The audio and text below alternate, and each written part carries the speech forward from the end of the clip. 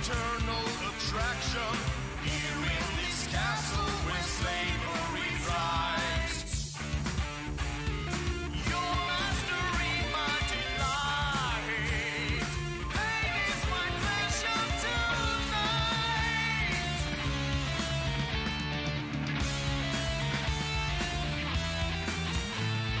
Yeah, bow to the Prince of Darkness.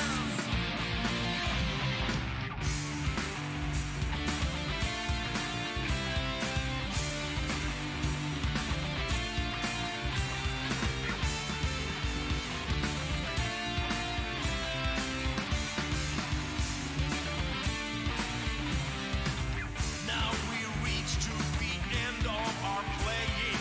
I succumb to my bloodlust. An infernal perversion. Get yourself ready for your own demise. The taste of your blood so divine. Tables are turned, now you're mine.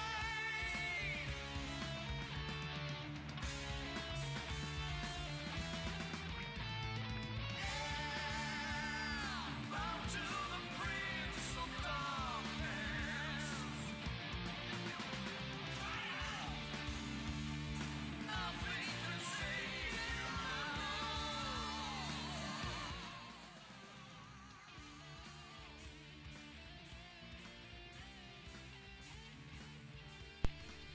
All right.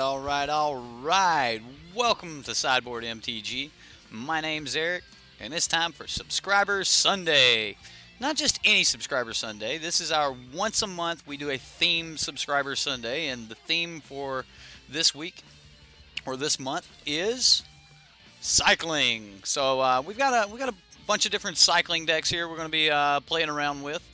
We've got a standard version of Hollow One. We've got a standard version of like some kind of living in deck. That one's actually a shout out to Magic Jefe. We've got Gaza's Hollow One, and then we've got, what was it? I can't think of the other guy's name. CrypticRocket. Yeah, CrypticRocket here. Gotta say, another pretty cool deck. Actually, CrypticRocket's the one with the Hollow One. The Gaza brought us a Liliana cycling deck. So either way, we've got three really cool decks for you. I'm excited to bring them to you guys tonight. And if you do like tonight's show, make sure you hit that like button. You know, give a thumbs up. Help more people actually see that we do run community decks here.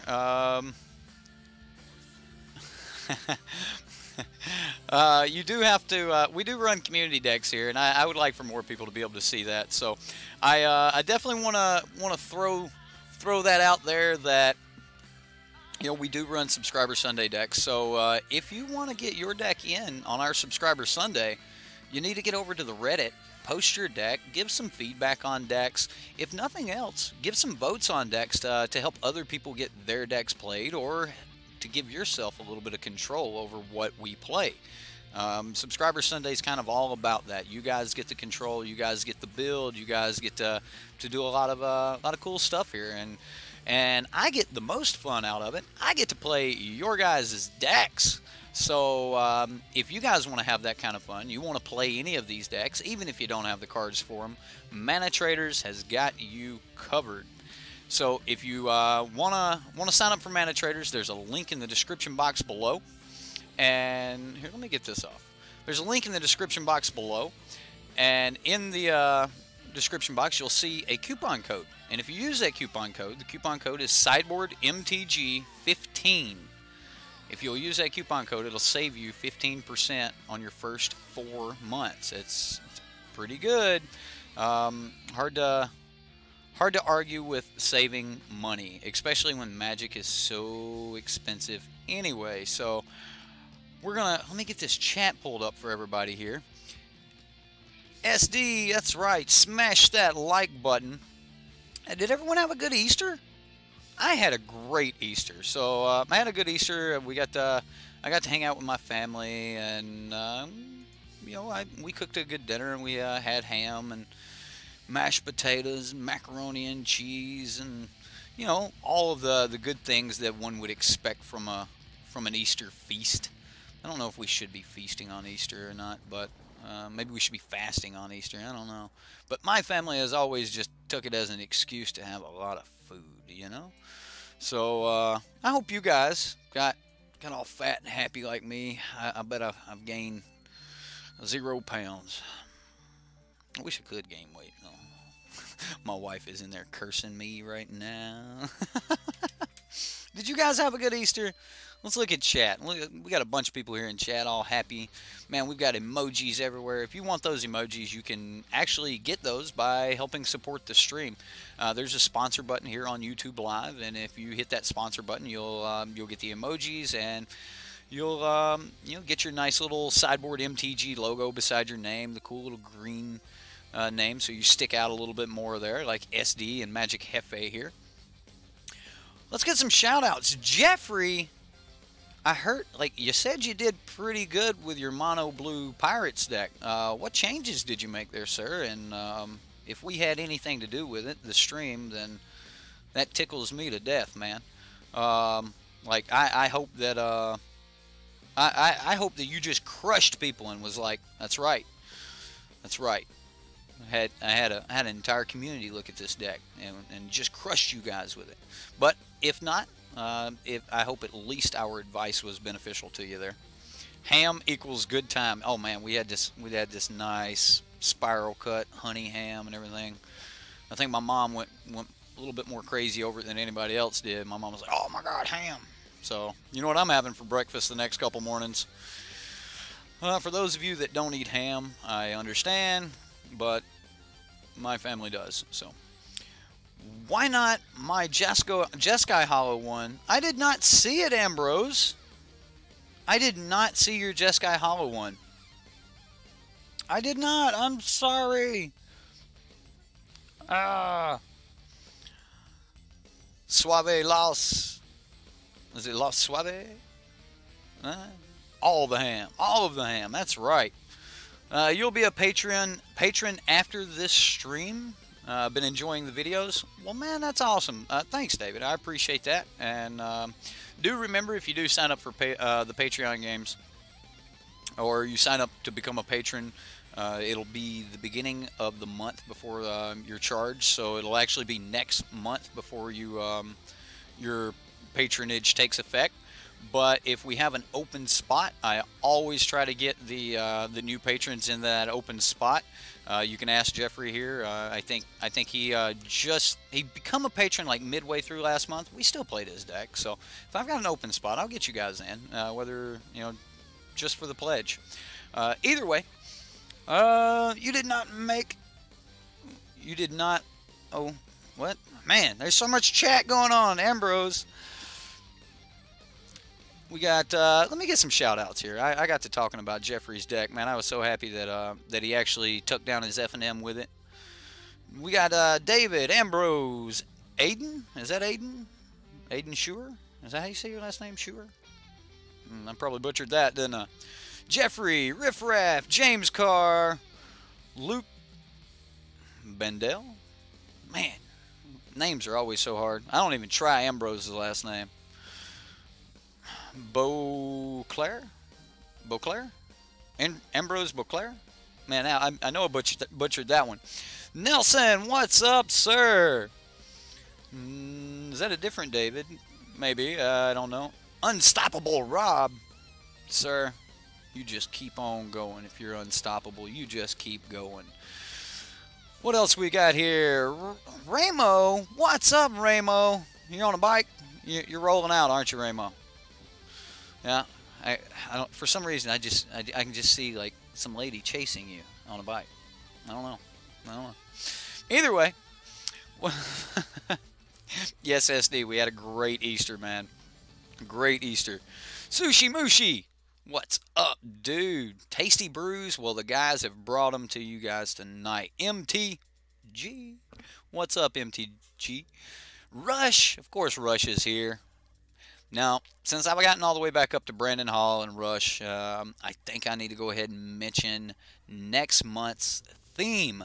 So if you guys are brewing and you're brewing for next month, we're doing Fling. So the last subscriber Sunday of April will be a. Oh no, we can't do that. Midway through April, Dominaria comes out, and then at that point we start fresh because we have a new block. Okay, so the weekend before Dominaria comes out will be the weekend that we do the Fling decks. So we'll do Flings the weekend of pre-release. How's that? And then from that point forward, it'll be a new Patreon game or a new subscriber Sundays, and everything will go from there. So everybody loves Fling. I even like Fling. I just like to give Rush a bunch of crap about Fling, you know. I don't know.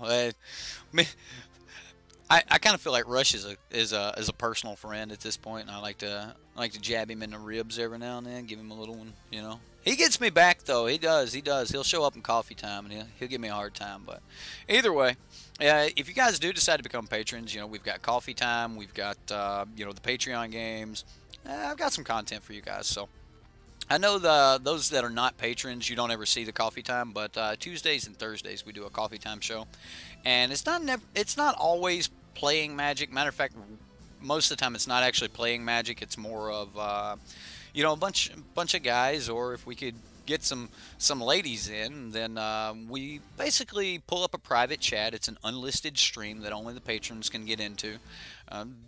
Sometimes I'll post the links to the Reddit or whatever, but most of the time it's patron only, and I do like to keep it that way. But the guys can hop in Discord, and there's never more than 4 of us, so me and 3 other people will be sitting around talking, and you usually have some people come and go and stuff like that. So yeah, you're playing the Standard Showdown tomorrow with Grixis Energy for the first time. I'm gonna run a main board Bolus too. Good luck with that. I know that there's a lot of control decks right now. There's a lot of hate against Grixis Energy, but I'm going to say that even with all the hate, the deck is still extremely solid. So I think you'll have some success with that. Either way, coffee time, it is a good time. We really just we sit around. We'll have a brew or something like that one of the patrons have, and it doesn't matter if you're a $1 patron or a $5 patron or a $10 patron. It doesn't matter what that is to actually get in on coffee time. But the $5 patrons and above are the ones that actually sit in and talk and things like that. But everyone that's a patron gets access to the coffee time. So. But if you want to sit at the table, then it's usually the $5 patrons that do that. So there's some options there for you guys. And again, just check the Patreon if you want to do that. But again, if you want to just hang out here with us, I mean, we've got the Reddit. That's all completely public access. We've got you know, all the other shows. Those are completely public. So either way, Sideboard Argyles for mono. Got Sideboard Argyles for mono red matchup. Like, are you expecting to flip it and start sacrificing your dudes to it? Because, like, something that you pay life to draw cards seems really bad versus the mono red matchup. Like, that seems like something you'd want against a control matchup. I mean, if you spend 2 mana to not actually, you know, progress your board against mono red, that's I don't know if that's where you really want to be, Blair. I could be wrong, but I think that those Argyle's Bloodfast, unless you've got a really good way to start like churning through some creatures like the Scarab God and stuff like that, and really start churning through some creatures that you can sack, that Argyle's Bloodfast is going to be it's going to be a liability against mono reds, what I'm going to say. You want to actually be pulling kill spells against mono red. So my recommendation is, if you need more answers for mono red, more Magma Spray. Magma Spray works really good there. What I like about Magma Spray is you can be on the draw and you can kill their on-crop crasher with a magma spray, and you can't do that with a fatal push. And if you know anything about the Grixis energy deck, you don't have revolt activations hardly ever, unless they kill like your glint sleeve siphoner or something like that. But every hand that has glint sleeve siphoner, a black source on turn 1, whether it comes in tapped or not, and an Aether Hub is 100% keepable. Keep those hands. Like if you've got 2 lands, glint sleeve siphoner, and those lands are the perfect lands, then that's a must keep. And those hands will just take you straight into everything you need. Absolutely, two the Scarab Gods are exactly what I run in mine, and I had a really good run at my LGS with it. So, and my LGS in Phoenix was quite a large LGS. So, what did I think of the 2 Brawl decks? So I seen one Brawl deck that got recently posted, and then that made me post another post asking you guys what y'all thought about the Brawl format. Honestly, I've never really been a Commander player. You know, Lamp here, he plays all the Commander. He loves all that jank stuff, but. Anyway, I don't really play Commander a lot, but the idea of a standard Commander deck sounds like it could be a Commander format that we could, you know, play competitively. Because it uses standard cards and relies off the standard ban, it means that it's not a broken format. It's not a format that has to be controlled by outside means, and it doesn't have to be directly monitored and controlled. Like, they just get to control standard, and by default, that will control Brawl.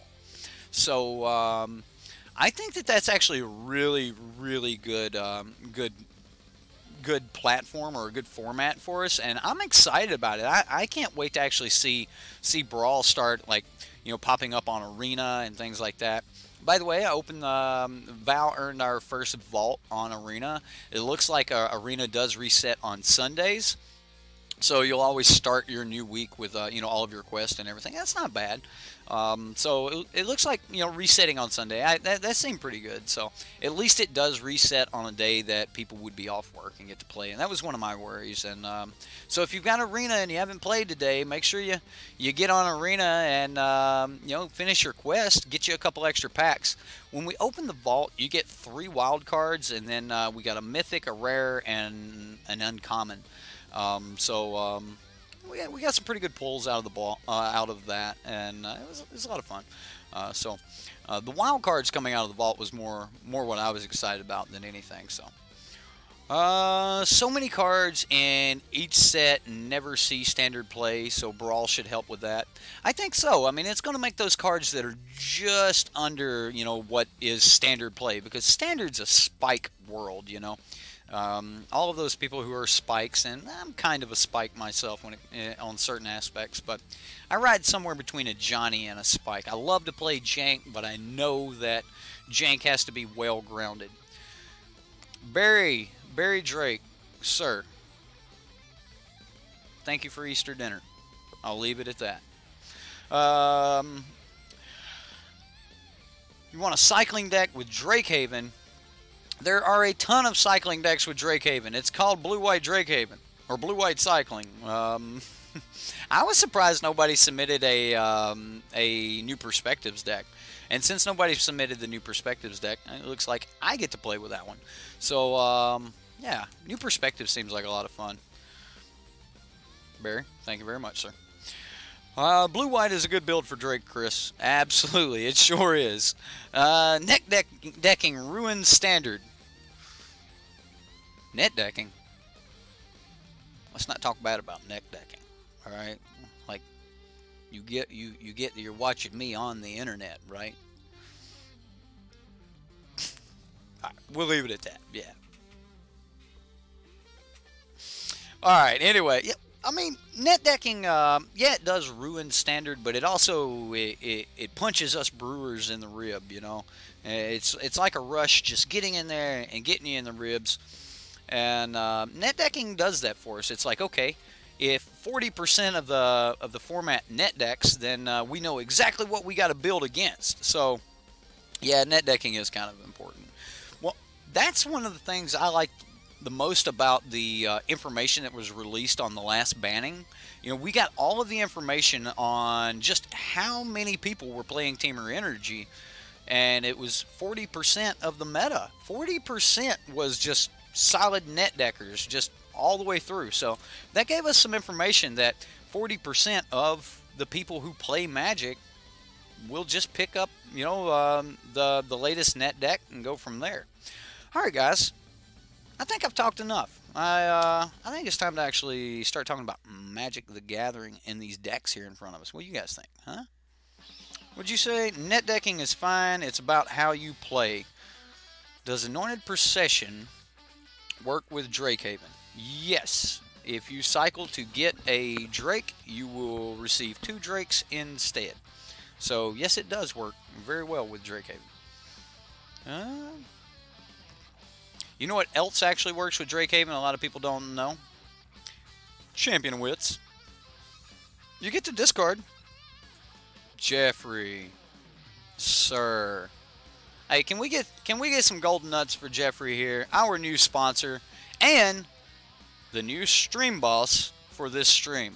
Now that's one way to one-shot the stream boss right there. Just become a sponsor and you'll knock him out. What? Where's my alerts? There it is. Yeah. All right. Jeffrey, if you'll look, you're gonna have a whole bunch of new icons and stuff like that, and we should have everyone just throwing the golden nuts and the gas and everything else at you. Just give Jeffrey some love and welcome him to the community. Thank you very much, sir.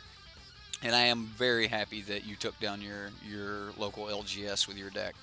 That is a great feeling, ain't it? To go up against these people who were net deckers and say, that's right, you just got beat by mono blue pirates. It does work with Drakehaven. Yes, Anointed Procession just says that whenever you would create a token... Is it 2 ends? Did I mess it up?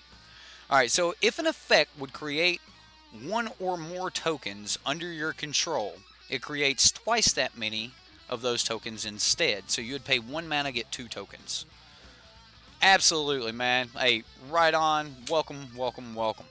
Right? See, man, they have filled chat with love for you there, Jeffrey. Thank you, sir. All right, guys. We're going to talk a little bit about Magic Jefe's deck. Now, he's here in chat. So if you got questions for the deck builder himself, and I'll probably have some as we go through this, but if you got questions for the deck builder himself, he is here, and I'm sure Magic Jefe would be more than happy to help answer some of your guys' questions.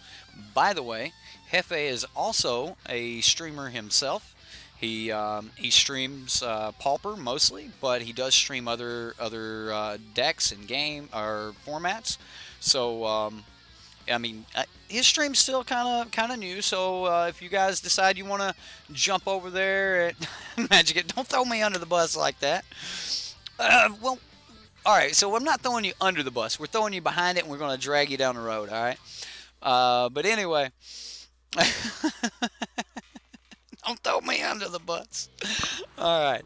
But anyway, Jefe, he's got his own stream, and he's definitely trying to find out what his niche is and where he needs to go from there. So if any of you guys want to subscribe to Magic Jefe, I just got through watching one of his last Pauper videos. He did pretty good, made a few punts, but you know, punts are part of the game, man. I mean, that's why our second icon is a punt icon.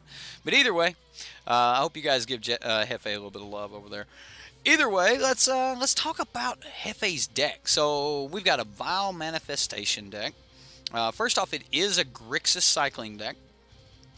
So we are in Grixis colors, which means we have a very nice land base. Now, I think we could have got some hubs in here, something like that, to clean the mana base up a little bit, but with no other energy production or anything like that, I can see not having it. Now, the idea of the deck is to just, again, this is a Hollow One deck. Do all of the decks have Hollow One? Hollow One. Wow. I picked 3 Hollow One decks. So is Hollow One like the cycling card everyone wants to try to make work? I mean, we know that the Drakehaven cycling works. We know that the New Perspective works as long as you don't run into a Negate. Negate just destroys New Perspectives, but the Hollow One, it looks like everyone wants to try to make that work. So yeah. Hey, variety is the spice of life, and Pauper is a new format, and there's not a lot of people giving content on Pauper. And he's already got like most of the decks pulled. I know he's got thumbnails made and stuff like that. So if you guys are trying to get into Pauper, Magic Jefe's got you covered, I think. I could be wrong, but yeah. Either way, he's working on it. So let's talk a little bit about this Rummaging Goblin. Discard a card. Draw a card. They should have gave this haste. 3 mana 1/1. This thing should have had haste. But I like that art, right? Like he's just tearing through some conquistadors' belongings here. These goblins have eaten them a vampire. You do have thumbnails for every deck, right? Hour of Glory equals underrated. You are right, sir. Hour of Glory is actually a really good card, and if we didn't have Vraska's Contempt, it would suffice. It's not really good at hitting those Planeswalkers, and that's why Vraska's Contempt is just better. But if you had a deck that was, say, red-blue and just lightly splashed black, I would say Hour of Glory would be the card you wanted to go from there. Now, this deck does have God Pharaoh's Gift in it. This is a God Pharaoh's Gift deck, so the idea is to throw a bunch of creatures into the graveyard. We're going to cycle those creatures into the graveyard, or we're going to get those into the graveyard with Gate to the Afterlife, and then hopefully by turn 5 we can drop this gate, sack it, do everything that we need to do right then and there. There are options where we can get this down on 3, and we can throw a bunch of things in the graveyard. But for the most part, we're not going to be able to get 6 bodies until we get to turn 5. So, and we can look at that like, all right, turn 1, we could cycle, we get 1. Let's see, what do we have to cycle? All right, so we'll cycle a Horror of the Broken Lands on turn 1 if it didn't come in tap. And then on turn 2, we could throw 2 cards away with Cathartic Reunion, or we could just cycle 2 other cards. Striped Riverwinder is like one of my favorite cards to bring back here. I mean, you'll have a 4/4 hexproof with this thing, and that's pretty good. So, you know, like you can cycle a couple cards on turn 2, and that'll give you 3 in the graveyard. By turn 3, even if you used all your mana to throw down the gate, it's not really going to get you there. So again, in this deck, we're actually trying to do this all on turn 5. We need to get the 6 creatures in the graveyard before turn 5, and then on turn 5, slap down this Gate to the Afterlife, go ahead and tap it, get our God Pharaoh's Gift, jump into combat, pull back something that is just devastating, and wreck face. I think that is kind of the plan. We've got some really cool creatures here that we give us some benefit if we get those down and then start cycling, which is awesome, awesome. You think your latest deck didn't use the Goblin and added Cathartic Reunion and some other things? Did I not pull the latest version? Like, you had like 3 or 4 versions of this deck floating around, and I thought I got 3.0, but I don't know if there's a later one or not. So either way, if you look at the cycling count, there's just not enough mana on the turns to get this down and to activate it by turn 4 like you would with a Refurbish, but we should be able to get that rolling either way. So yeah, the deck looks real straightforward. We've got a lot of ways to discard cards, and remember, you don't have to just cycle. Discarding a card will also make your hollow ones cheaper. It will help you get to the 6 creatures to activate the Gate to the Afterlife. So discard and cycle both work really well in this deck. Now, here in the sideboard, we've got Magma Sprays, Braid, we've got Crooks. I like the Crook here because Crook will let you eat at a graveyard, just 1 card at a time, so you don't have to wipe the entire board. Crook is really good for that, so I do like that. Another card that I like, and he's got 3 copies of it here, is Lost Legacy. And that's going to give us answers to anything that is just too devastating. Now, even though we have the Sweltering Suns in the main board, he's got some Yahine's expertise here. And if you watch Fuzzy's deck last night, that was something that I did to that deck as well. I put more than your standard amount of board wipes in the deck. You know, Sweltering Suns works really good in game 1 because if you do run up against a control deck, you can always cycle it away. And then if you just guaranteed you have to have those board wipes on, you know, in game 2 and 3, you can do that by bringing in your extra copies of Yahine's expertise. Now, when the game goes long, these cut to ribbons will be really good, and I may actually bring this card in against control or something like that and make them just keep answering us. We can always pitch it and then do that last little bit of damage with a ribbon. It gives us another element that they have to play around. So Lost Legacy has won you several games. Never realized how good that card could be until so for the record, Aiden, I think the card is horrible. This card is a bad card. It just happens to be the best card we have to deal with what we need to deal with. The fact that you will be calling a card that they may or may not have in their hand, also may or may not ever draw that entire game, is bad. That is a bad thing. However, you do need a Memoricide effect. I always call these like Memoricides because there used to be a card, I think it was like Zendikar or something like that. We used to cast a lot. It was Memoricide, I think. Yeah, but it was the same effect. You would call a card, you'd go pull all of that card out of their deck. Now that card I believe cost 4, but it did not replace the card if they had a copy in their hand. They got nothing. It was just, well, sorry, gone. So Lost Legacy is good, but it will replace something you pull out of their hand, and you may or may not be getting a card that they would have ever played, period. But against decks that have a combo piece, or you know they have one card that they need to get in order to make their deck fire, Lost Legacy is by far the most powerful thing in Standard we have to answer that. So if you want to answer like Approach of the Second Sun, this is it. This is the best card to do that with, especially when they cast it on turn 7, they tap out, and you go, cool, you gain some life. Let me pull your win con, and we'll move on with this game. So use Doomfall, look at his hand, remove his counter spell, so you could cast Lost Legacy to ensure he was losing his approaches.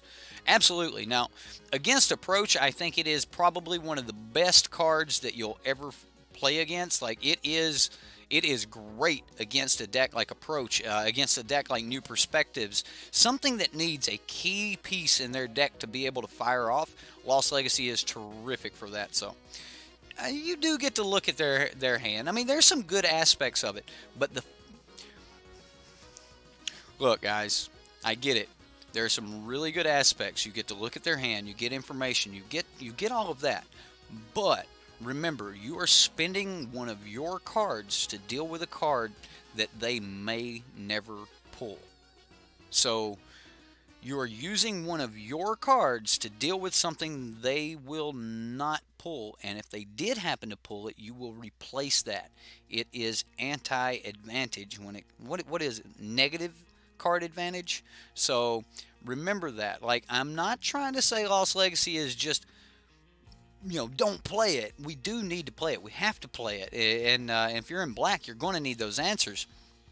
But don't think that this is like a great card. Don't go mainboarding this card thinking that you're just going to rip decks apart, because it ain't going to work the way you want it to work. You're not creating card advantage. Remember that. So,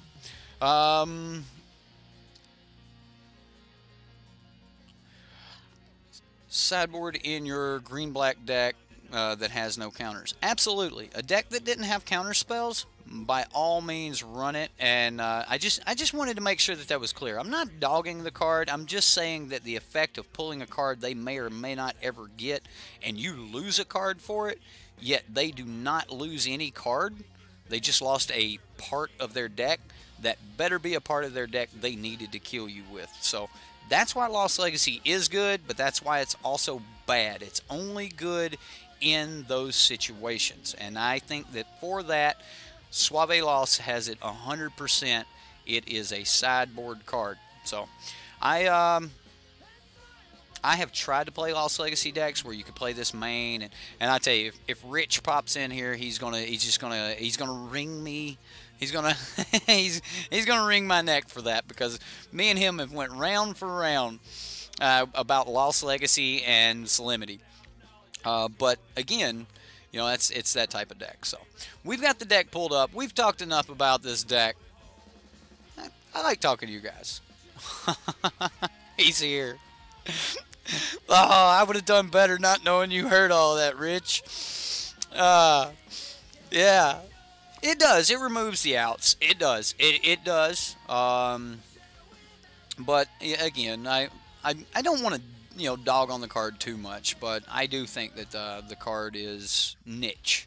It's a very niche card, and there's nothing wrong with that. I mean, it's just what it is.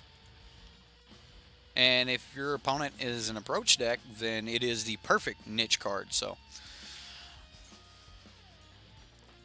it is an opinion. It is an opinion. But I just think it's funny that that me and you have had this conversation about this card quite a few times. So, well, we've got a really good start here. We're gonna get to start out with the fetid pools, and then we can bring in all of our color.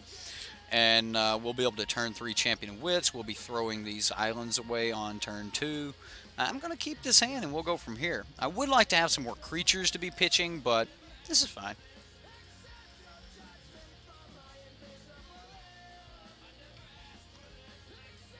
Yes, Anointed Procession stacks. So if you had 4 Anointed Processions out, cycled with Drakehaven, paid 1 mana to activate the Drakehaven, you would get... Oh, goodness. You'd get 1 for the cycle. And then the first one would give you 2. The second one would say, now you get 4. The third one would say, now you get 8. So it would be 1. The second would say, nope, it's going to be 2. The third one says, nope, it's going to be 4. No. The second one says, no, it's going to be 4. The third one says, no, it's going to be 8. You'd get 16 Drakes for 1 mana. Holy crap. Wow. That'd be scoop it up, boys. We're going home. We're done. Yeah, we're gonna throw these 2 islands away.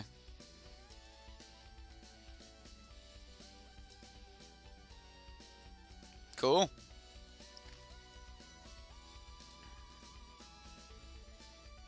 At least we get to put a threat out next turn, so... Now, the one thing I don't like about having other cards that discard, it does weaken Vile Manifestation. So, that's a thing. Hey, look, we get to hit him for 4 this turn.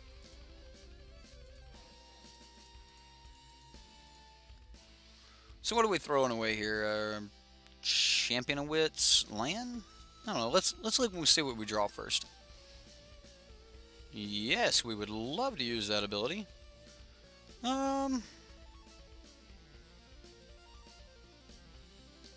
I think I'm going to get rid of the Rummaging Goblin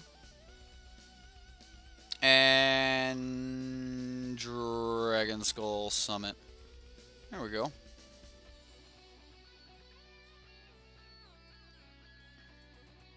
That was a punt, wasn't it? I was supposed to get rid of Drowned Catacomb instead of the Dragon Skull Summit. Is that what it was? Maybe.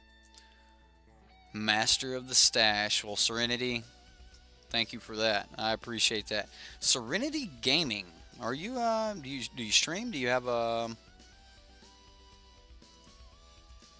I'm gonna check your channel out, Serenity.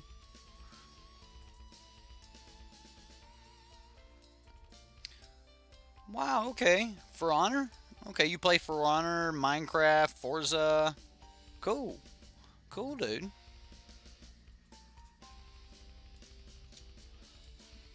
Alright. Got him. Bam. Hit him for 4.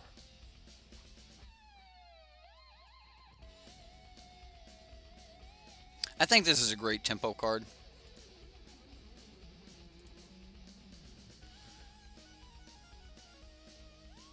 Metallic Mimic in Drakehaven. Jeez. The amount of time you would have to take off of the turn in order to... I think I just pray he can't make Saram too big. I mean, we're playing against blue-red or blue-white auras here, so...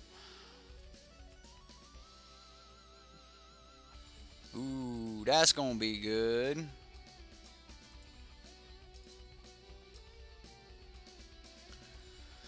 Okay, well, we'll see if we can hit him for 4 again if he doesn't pop this thing up in the air.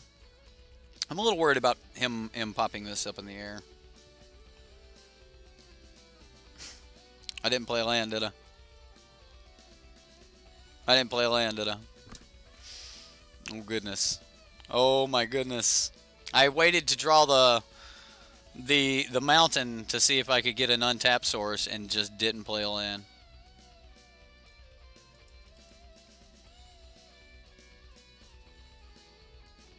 Got him again. He's killed 2 of our creatures, but we've hit him for 8.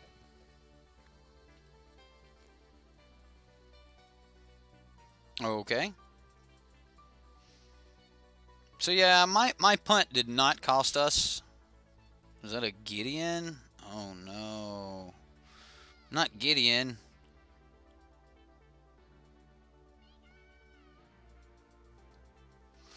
Alright, well we're playing the...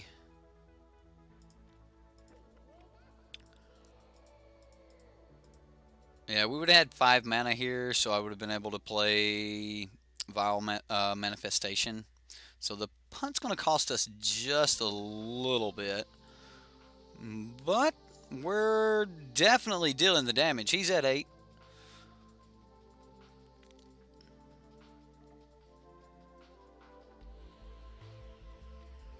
We did not hit the creatures the way we wanted to. Like, I'm definitely not getting to... It doesn't give lifelink, does it? No. First strike. I had to make sure. Oh, he's getting in there now.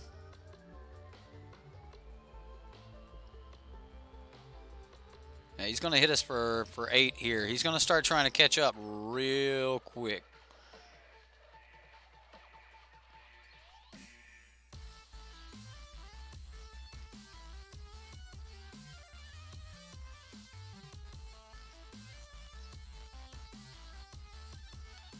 So we can take, what, 1 more hit?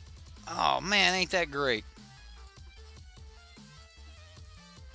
We're going to see if we can bring this bad boy out and hold off a little bit of damage. If we get to untap next turn, oh my goodness, let me untap. Please let me untap with that Archfiend. Please let me untap with Archfiend. He ain't gonna let me untap with Archfiend. Nope. So I think that Metallic Mimic and Drakehaven would be a wasted slot. Yeah, the idea is cool that you would have 3/3 Drakes. But honestly, I mean, if you were just trying to give all of your Drakes, if you were trying to give all of your Drakes +1, Metallic Mimic's a little bit too easy to kill. And if you're just worried about giving Drakes +1/+1, I think that Favorable Winds would be a better answer. Like if you're just wanting that effect. So, just an idea. Alright, well, we are at 1. We need a huge answer right here. That ain't it. Okay, so playing to the outs would have been, what? Draw 2 more cards. So if I would have Cathartic Reunion, I would have had 2 more cards. I would have been able to Cathartic Reunion, play Gate to the Afterlife, have 1 land. Nah. Not at 1. Okay.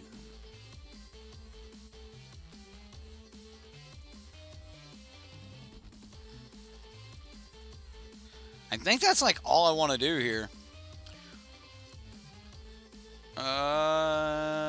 title is Twisted Mind, and it's on the second page of the Reddit. Okay. The second page of the Reddit.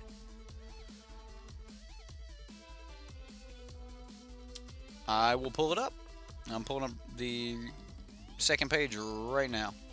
You say it's called Twisted... Oh, just got Twisted Mind. Okay.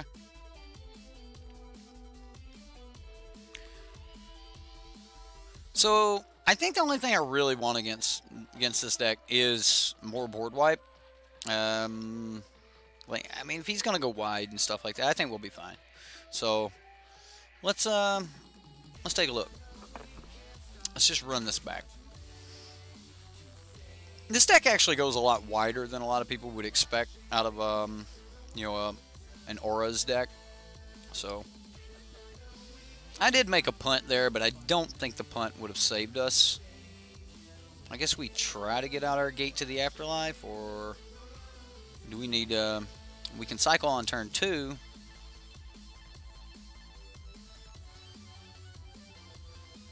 He mulliganed to 6. He's gonna keep. Alright. I'm used to picking it up and dragging it onto the battlefield. Been playing a lot of Arena. Arena's been fun. I've had a lot of fun playing Arena.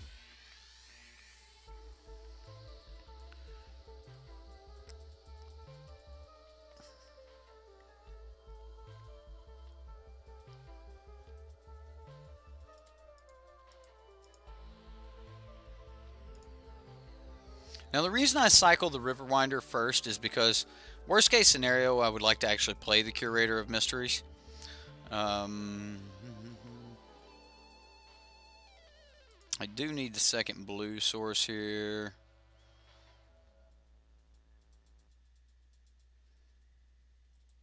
And we'll just pass, and we can cycle on his turn. Cycling into a Horror of the Broken Lands would be like one of the best things we could do right here. But we, if we do keep hitting our cyclers, then we're definitely on path. There would be an argument to be trying to play into my outs by going cycle, try to hit a hollow one, and then play it.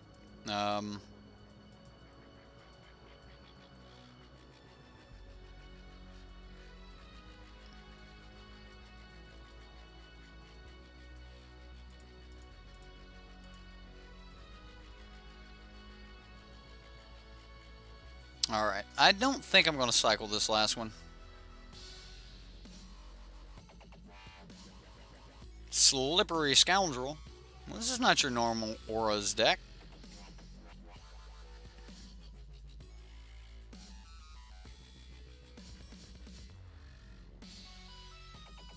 I think I'm just going to play the Swamp and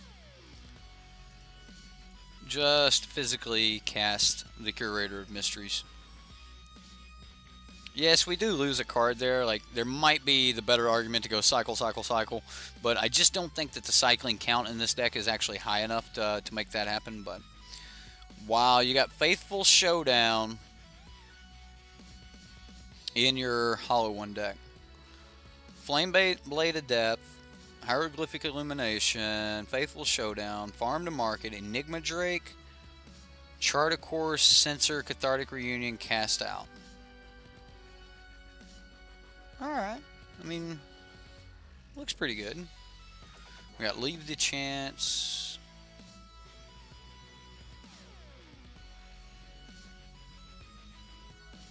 Oh, wow. Okay, so you can use Chance to just cycle your hand. Like, we're just going to will it again. That actually looks pretty good. I'm sorry I didn't see this. Like, I didn't realize this was a cycling deck. I should have from the Hollow One, but I didn't. So you're gonna swing? Danto.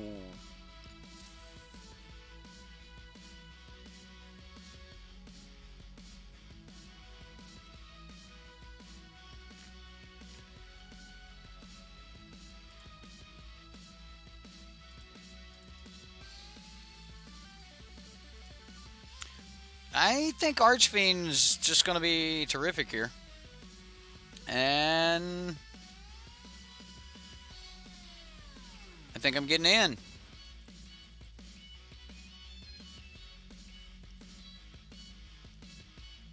So he really needs to pump this or kill the Archfiend. Archfiend's going to be really good here.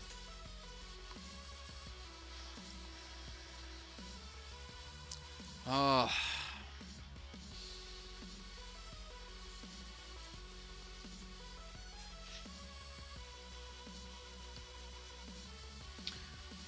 Let's get chat back up where I can see that.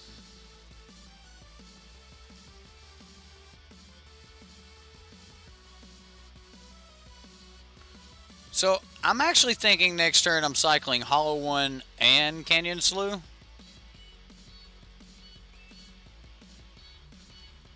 Can't be blocked. All right. Well, you're going to get in for 4 at least. Unless he's got more options, more cards he wants to play. I mean, he's drawing a ton of cards because I can't get rid of this Saram.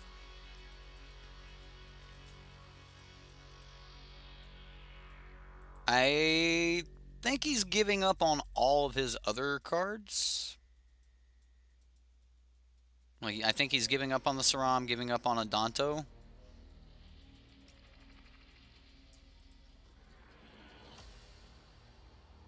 And we take 5.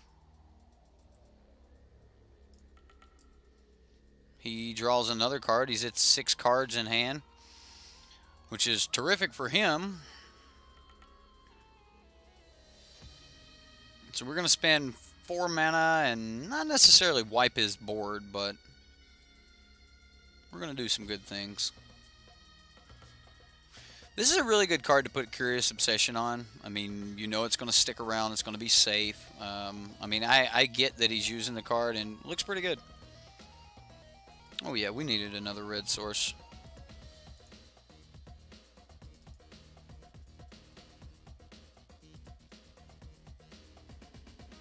Alright, so we're going to go ahead and give everything a neg1, and I think right here, if I don't see a cycling card on top, I'm probably just going to put it on the bottom, and now we'll draw a card. That's not horrible.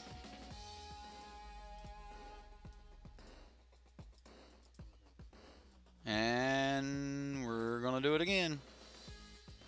So we'll go ahead and do our neg1. Champion of Wits. That's okay. Yeah. We will leave that on top of our library and draw it. Oh my goodness. Do you see what the opponent just said? Isn't that cool? I like your deck. Well, here, I'll do it.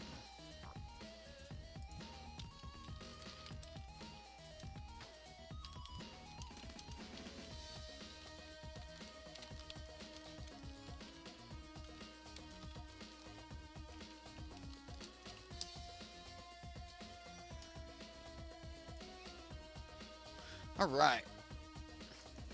He likes your deck, Jefe. And do we cycle this? 1, 2, 3. I mean, I could just play it. I'm going to cycle it.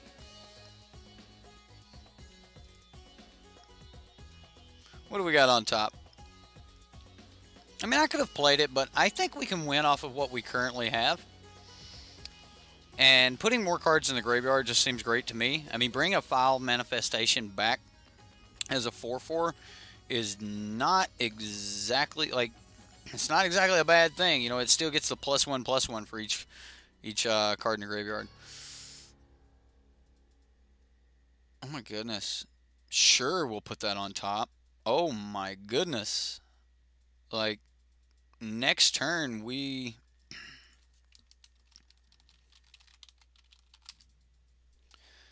Next turn, we're just going to do some crazy stuff. I mean, we're going to go Champion of Wits.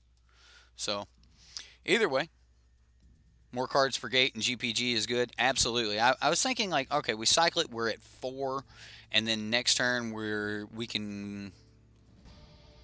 Like, actually, at this point, I don't even think we need to get into GPG. I don't think that any of that's even necessary. So, right, cycle. That's what GPG is for. You're right, Nerb. That was my thought too. You know, it's like, you know what, cycle it.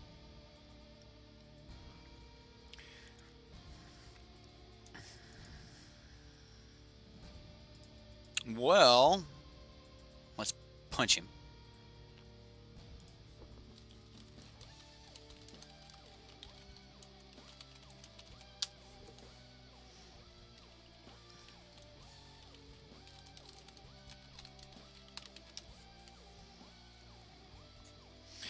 All right. Nerb said, oh, he's talking to Chris. The pro that built the Drakehaven deck didn't feel the need to put any way to pump up the Drakes into his deck. Yeah, alright, so how does the Drakehaven deck lose? It pulls a card that doesn't cycle. That's how it loses.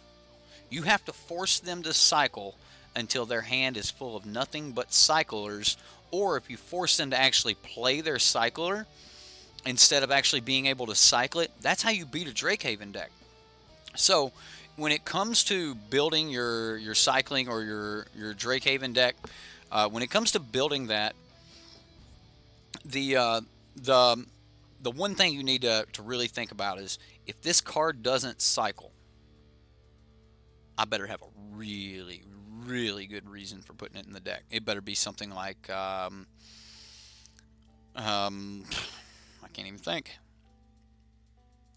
Settle the Wreckage, Fumigate, something like that. It needs to be extremely impactful. Now, when you play a card like Favorable Winds or Metallic Mimic, I consider those cards as setup cards. Yeah, you could just win the game off the back of a 2-1. I've won a bunch of games off the back of a Glint Sleeve Siphoner, but that's a different 2-1. But either way, you could just win off the back of your Metallic Mimic. So yeah, it's not 100% a setup card, but for the most part, Metallic Mimic is a setup card. Wow, I mean, he's made 3 tokens.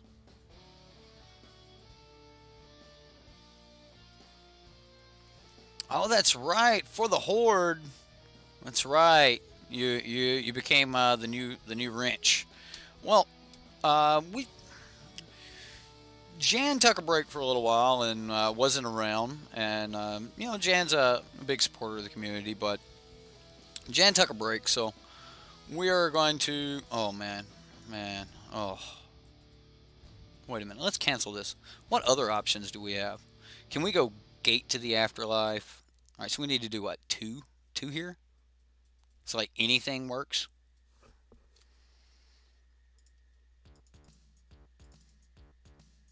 Sure. So this is the beauty of Archfiend of Ifnir. If nothing else, this is an Archfiend of Ifnir deck. Oh my goodness. Or maybe at least this game feels like an Archfiend of Ifnir deck. He definitely seems like the threat you want to just stick and go, all right, answer this. I'm just going to discard some lands for right now. We'll discard the other stuff in a second, but for right now, we're just going to go land.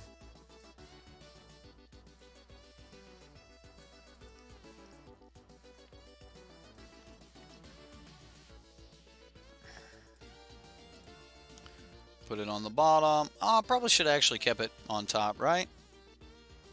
We'll put that on the bottom too.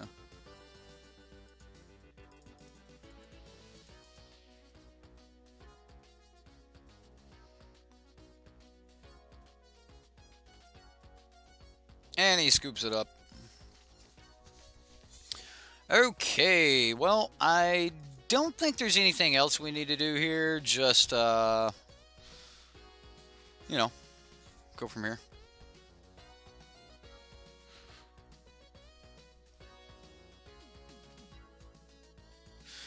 Thanks, Dad. Aw, Zaxadillo. I'll be your daddy. Zane is shaking his head right now. He's like, oh man, what a typo. Out of all typos.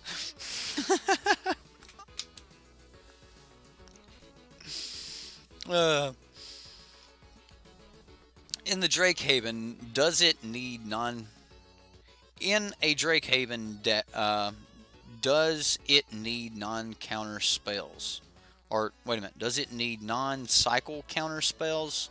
So in the Drake Haven deck, most of the time you're going to have like some really good answers. You've got countervailing winds in the main board. Like main board, like you're going to want countervailing winds. Like that is your go-to. In the sideboard, you can throw some negates and other things, like so you can tweak your deck. And normally sideboard games, those decks, the Drake Haven decks, will run more inconsistently than, is it more or most? It'll it won't be as consistent as normally, but. And that's because you'll have to remove some of your weaker cycling cards or some of your cycling cards that don't match up as well in the matchup. But when it come time for when it came time for Worlds, the pros were all playing. It was team constructed, so they all had to share a card pool, and you couldn't have 4 of any one thing. So so if one person was playing, 4 Glorybringers, then they couldn't have Glorybringer in any of the other decks. So when it come time for them to all build, they all built Teamer Energy, and then most of them built a blue-white deck. Now, there was blue-white approach showed up in that, but most of the pros talked about why would they want to pay 7 mana for their win con when they could get away with paying 3 mana for their win con and then actually adding more to the board. So that is kind of the idea of why the pros chose the blue-white cycling deck over the approach deck. And it wasn't because the cards were mismatched or they couldn't build it, but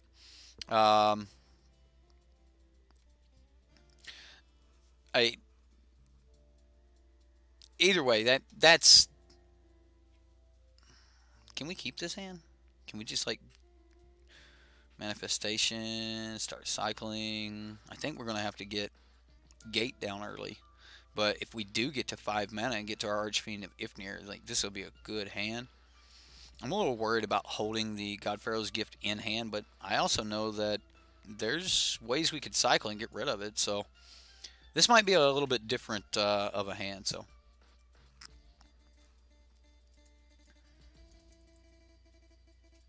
no turn 1.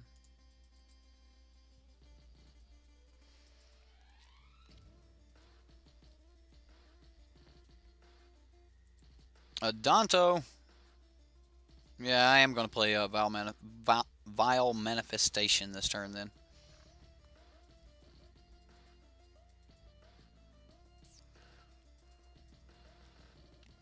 Subliminal messages.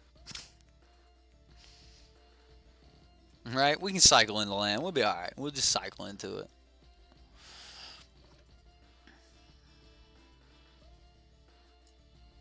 Another Archfiend. What? My Archfiends don't match? I don't have 4 of the promo Archfiends? Well. Pooey. I'm going to cast this one to see if I can like stop some Adanto bleed. And then, or maybe even start causing some Adanto bleed after the fact. Although if he just buffs this with like a cartouche, then there ain't a whole lot I can do about that. Hey, sweet. He didn't even bother. Alright. So, what does that leave us with? Gate to the Afterlife? He's going to start trying to draw some cards here, but at least with Gate, we can, you draw a card, discard a card, which is another way we can discard, so. And I wasn't worried about cycling that turn because we did top deck the land. I guess I'll just block here. Take 2. Alright, so we're gonna cycle this guy. We hit a land.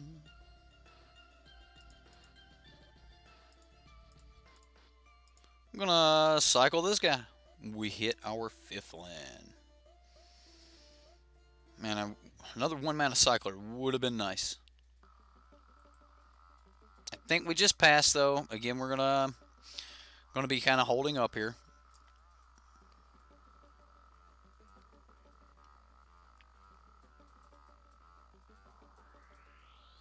Drakehaven is a great deck to play control with. Wow.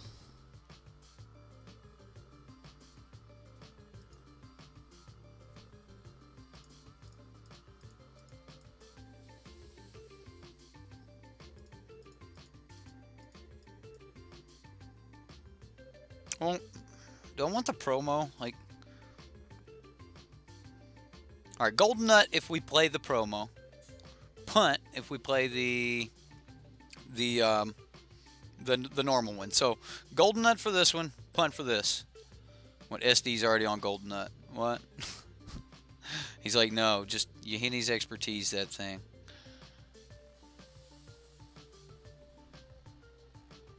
Punt. You guys want the regular one? All right, regular one it is. All right. Suave's like, punt.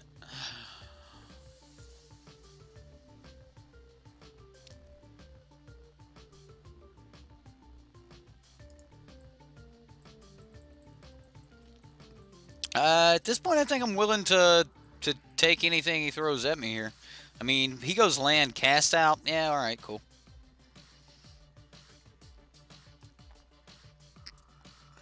It wasn't a land. It wasn't land cast out. Nice. Okay, things just got crazy.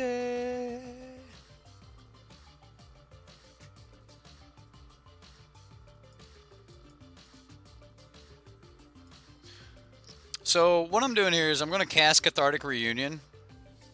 And I'm actually going to get rid of my non-cycling spells.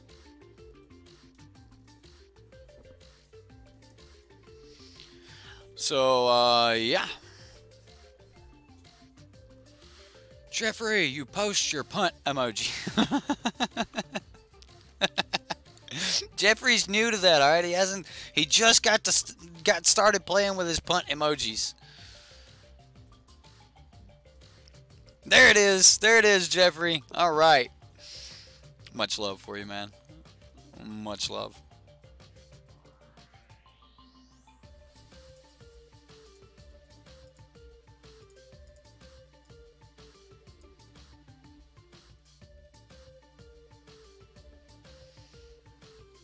What's my creature count?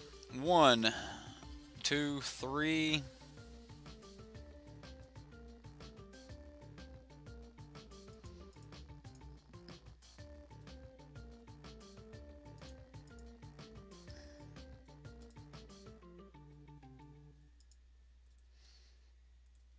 I don't think I need to be pushing more damage.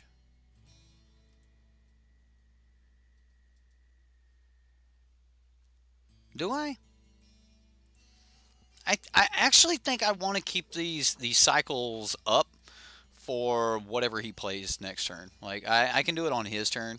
So, I think that's where I want to be with this. Like, yeah, we can keep pushing damage, but he has to actually apply something to the board or sit back and hold up, settle or something. But looks like he doesn't have that.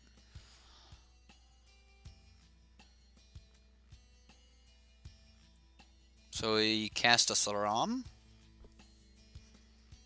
We're going to make best use of our mana here.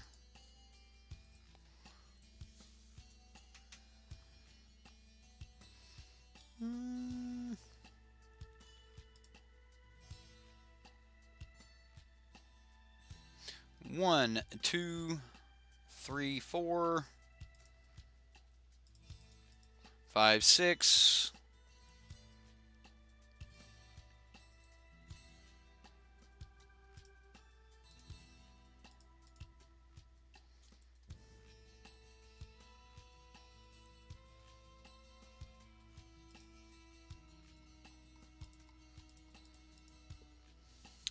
The opponent said, good games. And we're going to say, yep.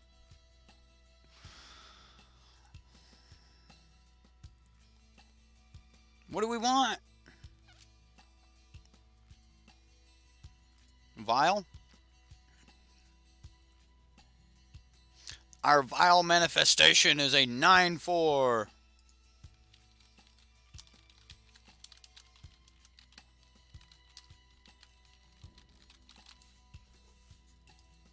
All right. I just wanted to say have a good day to the opponent there and wish him a happy Easter. The opponent was very nice to us. He was talking and everything. So he said his props to the deck builder. I told him that that the deck was one from subscriber submitted decks, and he said his props to the deck builder. Yeah. So I assume he's typing back right now. And then that'll be that. He said happy Easter to us too. Cool. Well, Jefe. This is a really nice Archfiend of Ifnir deck you got going on here. I get it. I get that it's a God Pharaoh's gift, but man, Archfiend of Ifnir was just, it's pretty good.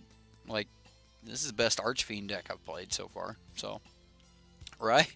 Well, I know you have. I know you've worked on it quite a bit. Again, I don't like the Rummaging Goblins, and personally, I think that the Vial Manifestation, it's great to cycle early. You grab it back as a 4/4. It gets a bunch of toughness or power on the front end of it, and man, you're just talking about a devastating thing. Run it again, guys. But we've got Lilies, and the Lilies search for the Archfiend of Ifnir. I mean, we can do the same thing. We've got the idea going on here. But yeah, that was a really cool deck. No, we didn't get any like stupid, you know, hey, turn 3 hollow ones. We had a chance there. I could have like tried to draw into it as an out, but we didn't have any of that stuff happen for us. But you know, that was really good. And again, I don't like the Goblin. I do not think that the Goblin's great. The Goblin doesn't cycle. It's 3 mana. Doesn't do anything the turn it comes in. I mean, Champion of Wits is just better. Cathartic Reunion was beast. Cathartic Reunion was like severe, like just awesome. Stripe Riverwinder here though. You could probably use a couple more of that in the deck. Like, I would love to see more 1-mana cyclers in the deck. And I think, like, one more Cathartic Reunion and, let's say, another Stripe Riverwinder and another Curator of Mysteries. The main reason I like Curator of Mysteries is because it is just a really good backup. Hey, I need a blocker right now. 4/4 for 4, let's do it. So, absolutely, Chris, man. Play whatever you want to play. Like, yeah, we're all going to give you advice, and we're all going to say, hey, yeah, do this or do that, and in this matchup, this is going to happen. But in all reality, like, you could have a really good run with whatever deck you wanted to, and you would just do great things. So, yeah, give it a shot, man. Put some cards together, run some tests, you know, run, like, even goldfishing your deck, you know, just to see how well it'll lay out, even if your opponent doesn't disrupt it. That's always a, you know, somewhat fun. There's not a whole lot of information you can get from goldfishing, but you can get some information on, you know, hey, if I don't get stopped, like if my opponent doesn't interrupt me, will my deck just work on its own? So, yeah. Let's see here. Where'd my chat go? I gotta get back over to chat. Almost the same changes you made? Okay, so you just went for the 4th reunion, 3rd... Oh, okay, and a Magma Spray. I can see Magma Spray, but I can also see, you know, the front half of the deck, just, or the main 60 just saying, hey, I'm not worried about that, I'm going to do my thing, and we're just going to kind of go from there. Right? The deck was smooth, sir. I thought the deck was really smooth. Again, the only thing that I kept wanting as I was cycling was just more 1-mana cyclers. I just wanted to keep cycling, so that was pretty cool.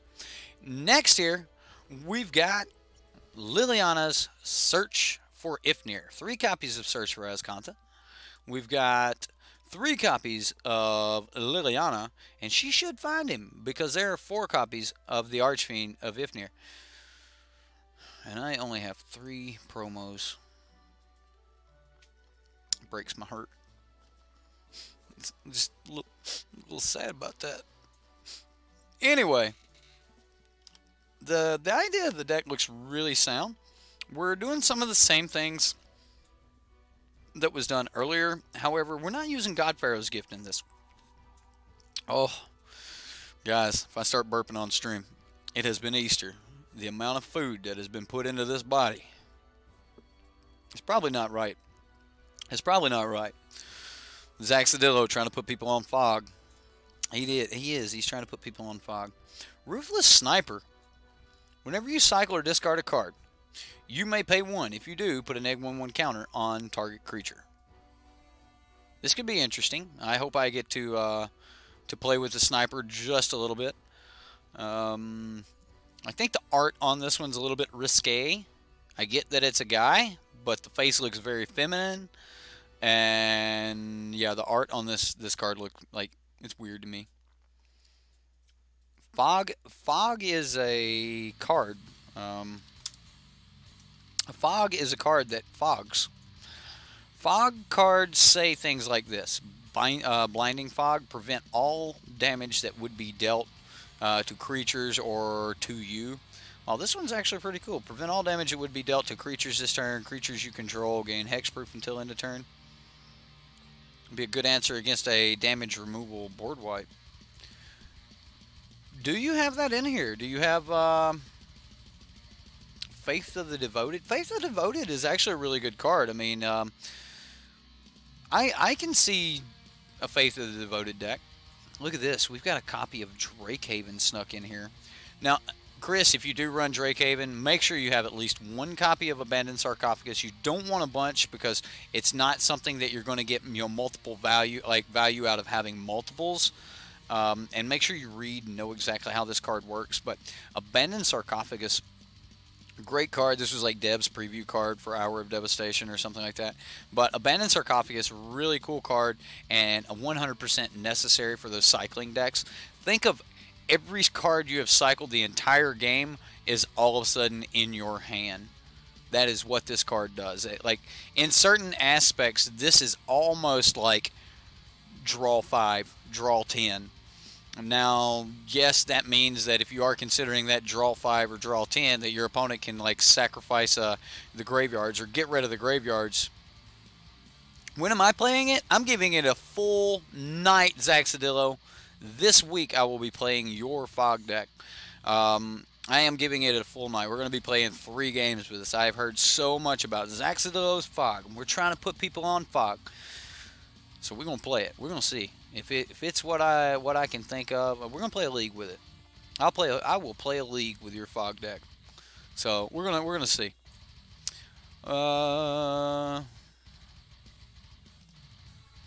Not having eaten meat for over 40 days, you eat way too much meat. And so what were you on Lent or something? Like so you'd given up meat for your Lent? A whole league.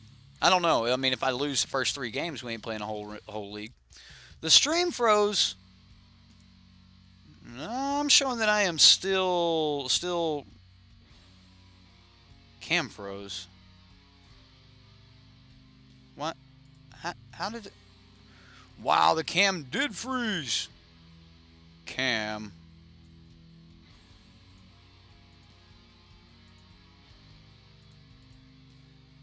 A horrible spot to.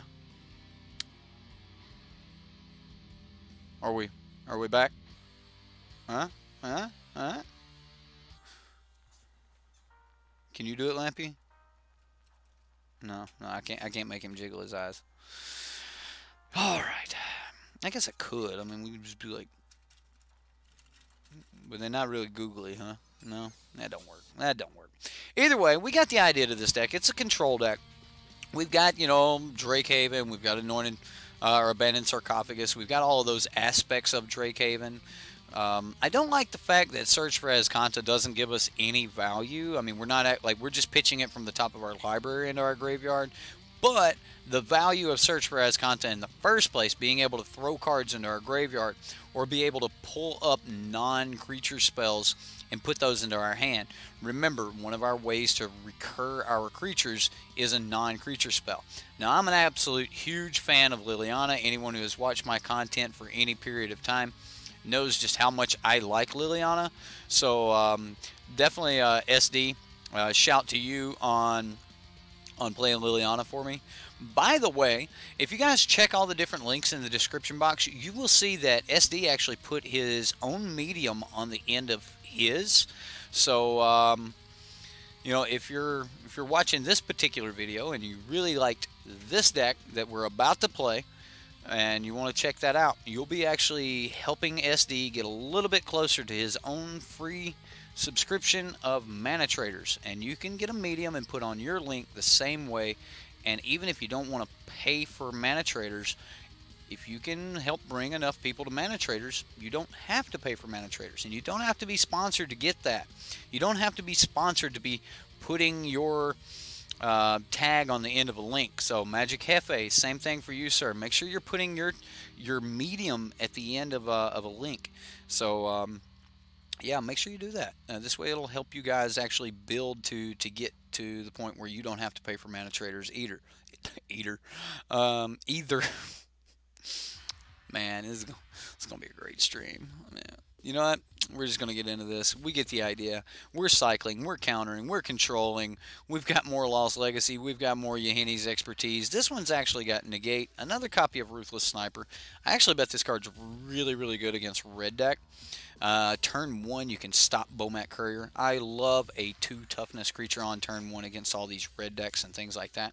So let's take a look and see what Gaza has brought to us. Have you brung it? Did you brung it? I'm gonna get brought. Absolutely, man. Yeah, I like, and if you give me a manatraders link and it's got your medium on it, on Subscriber Sunday I will use it. All other days though, I'm using mine. Is what it is. Honey boo boo. Is what it is. But either way, right? Like on Subscriber Sunday, I'll make sure I use your guys' links, and if we can help you guys get a little bit to where you can get a free subscription of your own, man, that would be awesome. That would be awesome. Either way, we're going to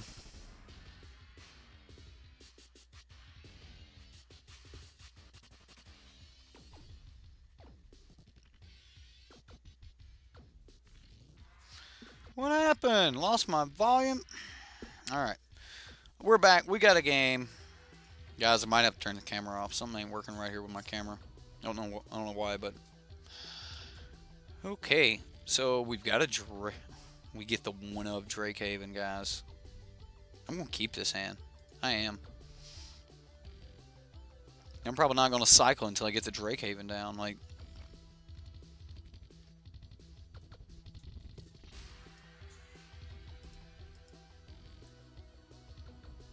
alright, we're just going to pass, see if we can get into this Drakehaven and go from here.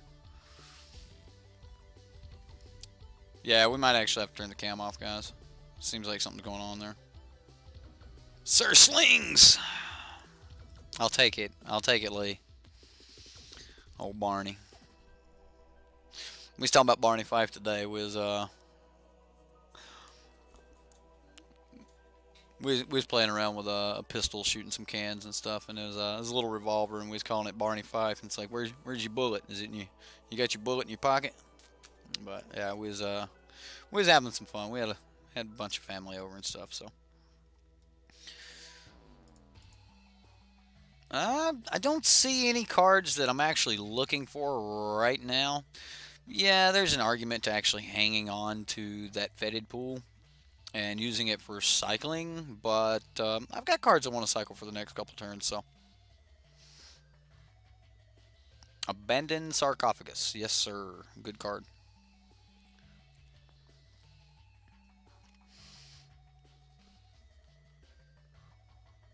Hasbro sold Wizards of the Coast. Well, we knew that was coming. Rudy, I don't know if you guys know who Rudy is or not, but Garbage Fire Investments. Everybody knows Rudy, you know. Anyone who actually watches Rudy knows the Garbage Fire Investments joke, and I hope Rudy would even be like, "Yep, that's me." But yeah, I think he would. He'd be like, "Yeah, that's right. Garbage fire, trash fire, burn everything to the ground. Investments." But yeah, Rudy's awesome. Either way, Rudy he mentioned something about that. I think about a month ago that that Wizards of the Coast looked like it was setting up for a sale. Well, we're definitely going to need to be going wide with this one. Looks like things are about to happen here. We're going to need blockers from this point forward. And, yeah. Yeah, it looks like we're going to be doing some cycling here. So my idea is we're going to cycle both the Curators of Mystery. We can play some hollow ones. Alright, so we got two options here. We can cycle both Curators of Mystery. And, if we do cycle both Curators of Mystery, we can make 2 Drakes. However, if we cycle Curator, Hollow one, we can play a free Hollow one. I think I want 2 bodies over 1/4/4.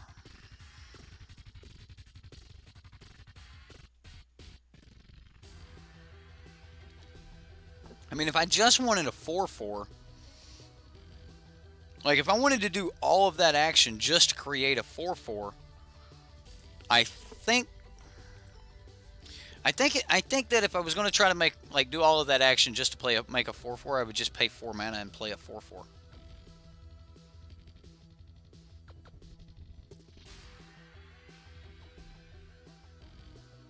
I could play both all at once. Cycle, play both, right? And I'm going to hang on to that. But for right now, we're just going to cycle both Curators and make 2 Drakes. The Drakes are going to be extremely powerful. We'll get hollow ones later. Like, that's...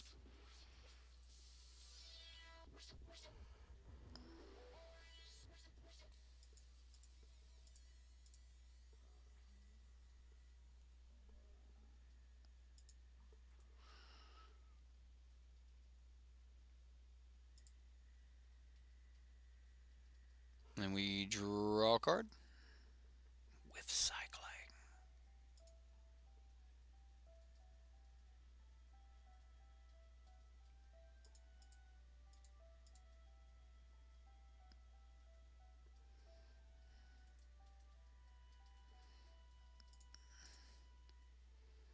And we'll pay for this and go to blocks. So next turn we can be like, Liliana, make another dude. I think I just take 5 here and kill the kill a cat. Yep, I'm just gonna take 5, kill a cat. I'm meaning spend his energy, but that does him no good.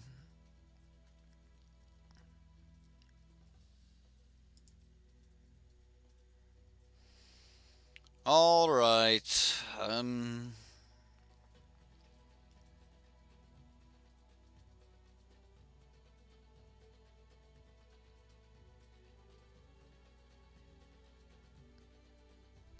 So we go cycle.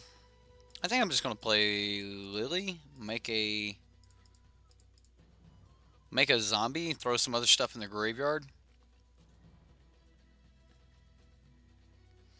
I mean, the zombie will help here, and we can use the zombie to stop the Prowling Serpapard,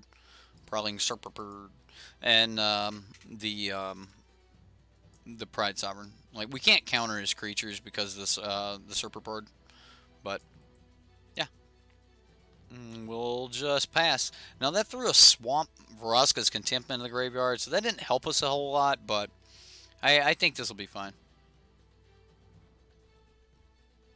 Right, Drakehaven decks 100% need to make some major land drops. Like, you don't want to miss land, because as the deck goes, like, you want to be getting multiple Drakehavens. You want to be, like, cycling everything. Everything you cycle, you need to have that extra mana to pay for. Like, so Drakehaven basically says all of your cycling now costs one more. Now, there are going to be times where you cycle, even though you don't have, you know, the extra mana to pay for the Drake. You're going to want to cycle to deal with that. But what do you got here, opponent? Can Lily take 4 here?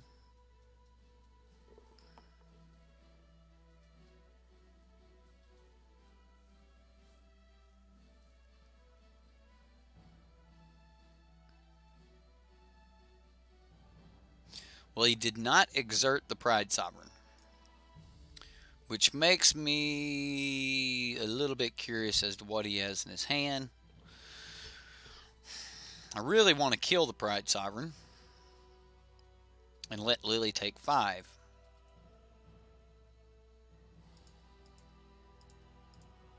And I think that's going to be my play. There are more Lilies in the deck. We can go from there. You can't go wrong with disallow, but right now we cannot even disallow a creature. So that's, like, maybe I should kill that. But I think this Pride Sovereign could definitely get away from me. So right now he's left with the choice of Blossoming Defense is due to kill Liliana, or Blossoming Defense Pride Sovereign to ensure that it's the right. Well, you didn't have Blossoming Defense. Okay. Well, how about that? How about that?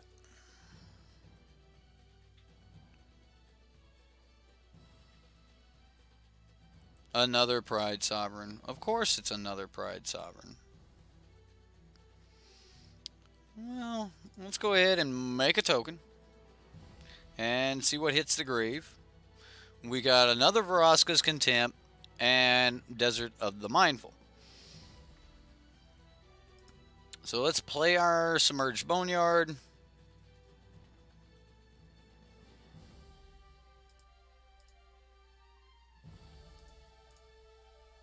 I'm going to cycle this now. I mean, I could wait, but I'm going to go ahead and cycle it now.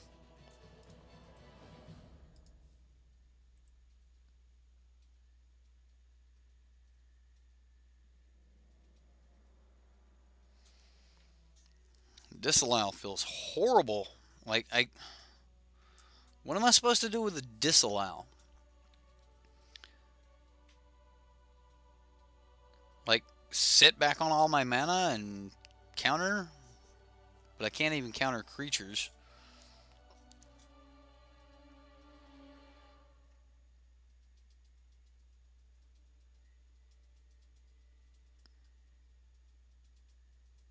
I mean, we're at 13. I mean, I've been taking some damage here. But lately, Liliana has been... Oh, wow. So is he setting up for a kill?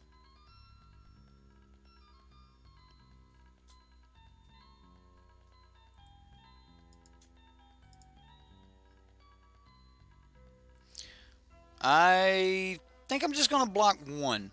I could double block to get rid of it, but we're not going to be getting rid of the effect of making things uncounterable. So, like, Champion of Wits is, like, just my dream right now.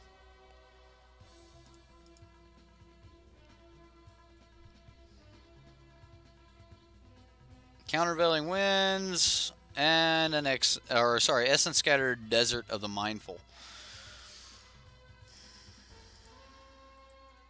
Alright, well, we're just going to pass the turn here. He does have a bunch of little lifelink creatures, and now if he plays his Regal Caracal, that's probably going to be scoop phase for us. We'll see. Blue-black cycling. Maybe we should build a blue-black Drakehaven deck.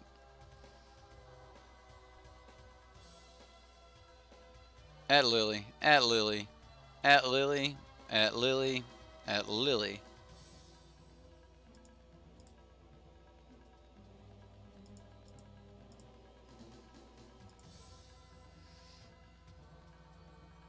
So we're gonna cycle a hollow one.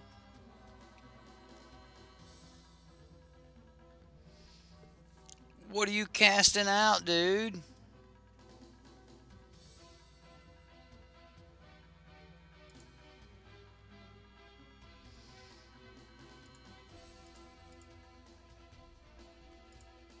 Cycle another hollow one.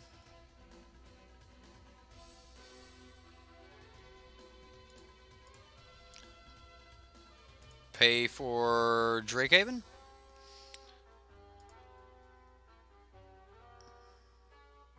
Draw a card. Another disallow. He got the Drakehaven. It should let us pay for it anyway. The ability is on the stack.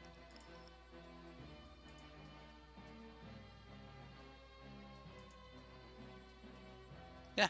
So even though he removed it, the ability was already on the stack. So Lily is... How dead is Lily here? So we block, block, block, block. Lily goes to 2.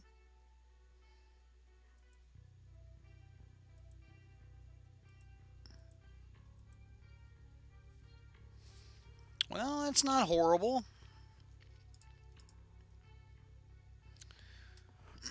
Champion of Wits, where are you?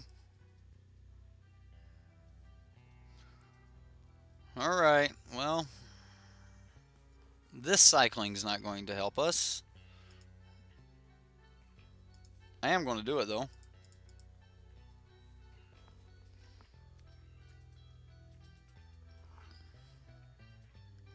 I don't think this deck needs these. I mean, if you want to sit back and, like, I just don't think you need to be that kind of control. Or maybe I just got a weird hand because I actually got the Drakehaven, and this is not actually a Drakehaven deck. So maybe I guess I could have disallowed the cast out right there. I think I had enough mana open for it. Oh. That was useful.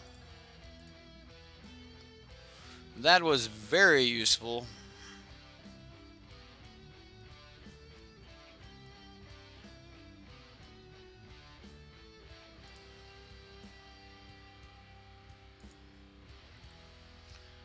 About to try to counter my own thing. We're going to draw 2, discard 2. I'm going to discard disallow, disallow. I've played a land for the turn, and we'll pass. Well, the good news here is we are not dead. Definitely get to keep hanging in there for a minute, and who knows what might happen. I mean, if he turns everything at Liliana, we're probably going to try to eat a thing or two and just let him kill Liliana. Oh, he's a cycling deck. I like it when the non-cycling deck starts cycling.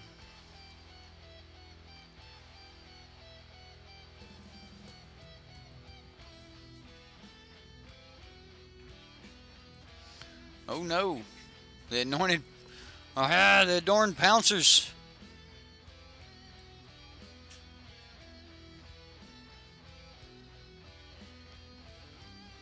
He's attacking. Everything is at Lily. Lily, Lily, Lily. Well, we're going to move to blocks. And let's say block, block, block, block.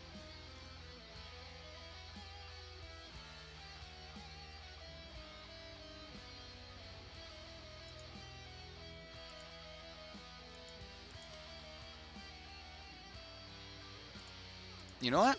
I want Lily to live. I do.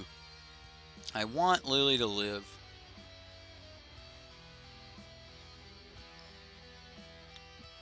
If Lily lives, we get to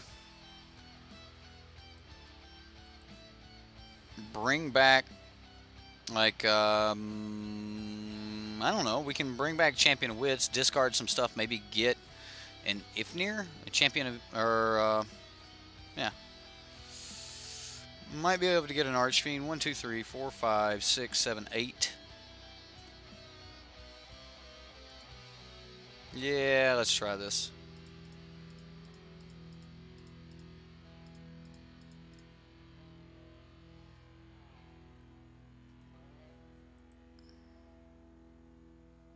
Draw 4, and let's discard a couple.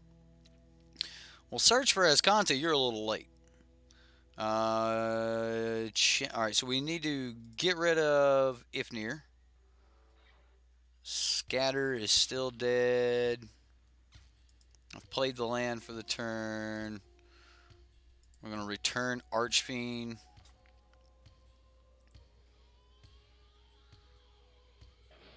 Now, Archfiend's going to be really good here if we can start discarding some cards. So, yeah. Champion of Wits. Let's do this. Cycler off the top would be nice. Well, this is gonna be dangerous. So that's 8. Need to block here. Wow, 8, 9, 10, 11, 12, 13. All right, so that's lethal.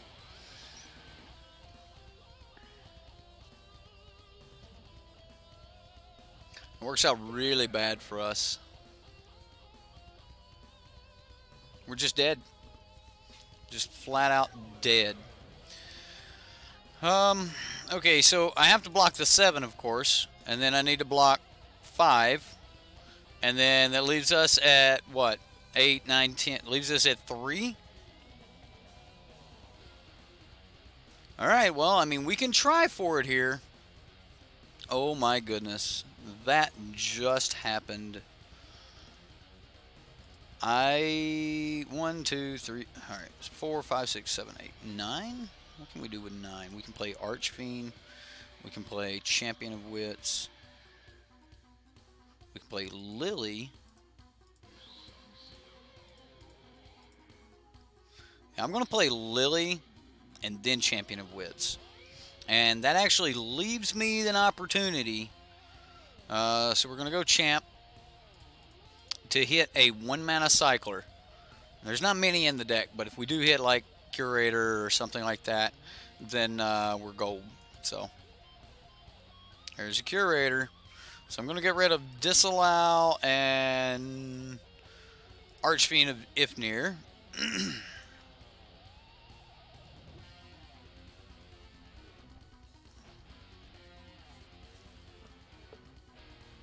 I just now realized what I did. I was supposed to play Lily, bring back Archfiend of Ifnir.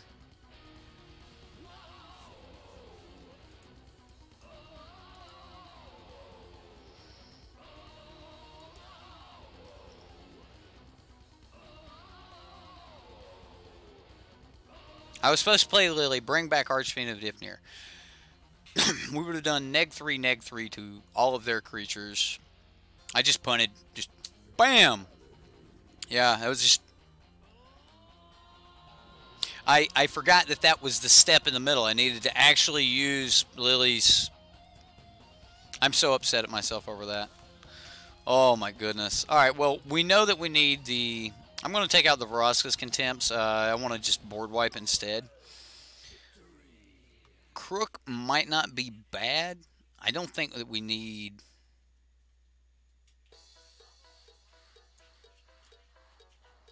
I really want a Boneyard Parlay. I'm bringing in Boneyard Parlay. I've been wanting to play that card. I'm getting rid of the Disallow. Disallow seems a little... eh. Ruthless Sniper seems good.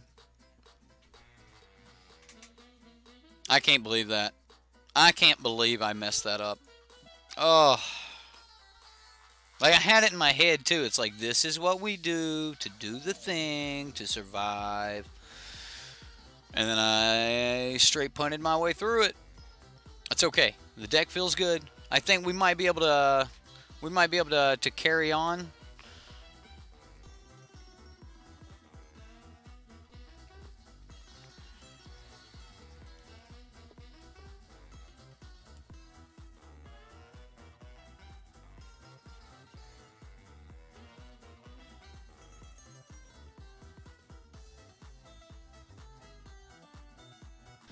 All right, yeah, I'm gonna keep. I've kept this hand. We're just gonna get started here. Does opponent's deck have procession in it? I don't know. I don't know if the opponent's deck had procession in it or not. So we've got guest. So if you guys keep seeing me look over, it's because we have guest. Right, I knew exactly what I did. I was like, oh man, I forgot to click the button to bring back the thing to do the thing with, and then it all fell apart. All fell apart. At least you're here, Lamp. At least you're here. All right, guys, it's all good. If Lee Penrose says it's good, then we're gold. We're gold. He's my toughest critic. One day, Lee, we're gonna be friends. Promise. Alright, we're getting into this. Here we go. Got him. Send a message. Deal 1 damage. That was you at the PPTQ, Zax? Aw, man. The judge was watching. Doesn't that make you nervous when a judge like sits down right beside you? Man, I wish I would have been the judge. Oh. I would just have that ear forever. Just Zaxdillo making the punt. The punt.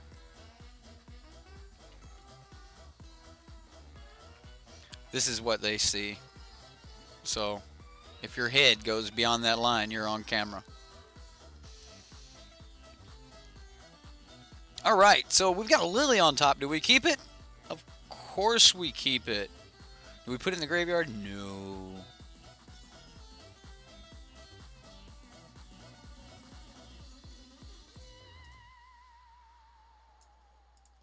Play Ifnir Rivulet.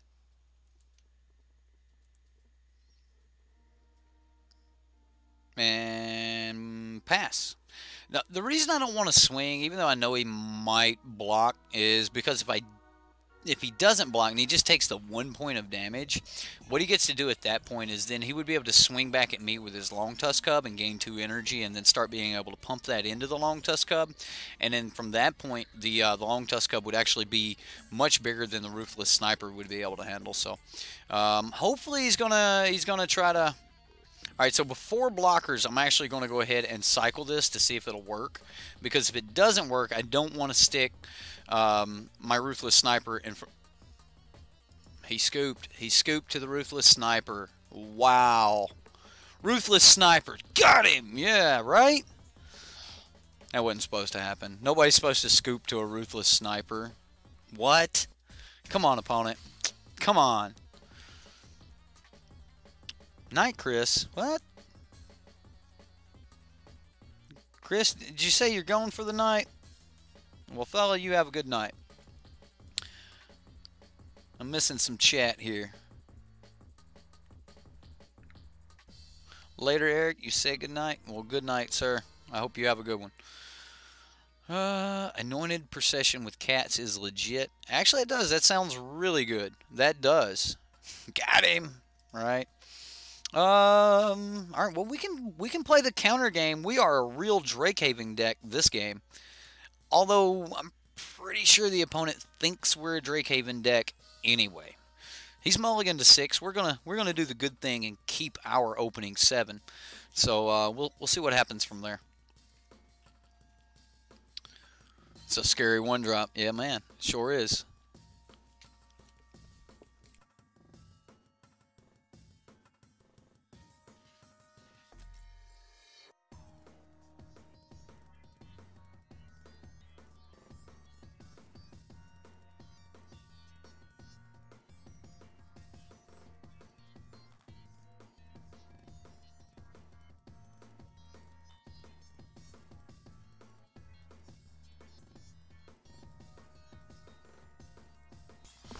Alright, guys. I'm not used to having someone here. That is... Well, we don't really have anything going on. I guess I can, like, bluff Fatal Push or something like that, but I actually think the idea here is to hope that we hit a black land here in the next couple turns, and we'll be able to wipe the board and clean everything up after that too. So, like, I just really want to get to this Yehene's expertise before it's too late.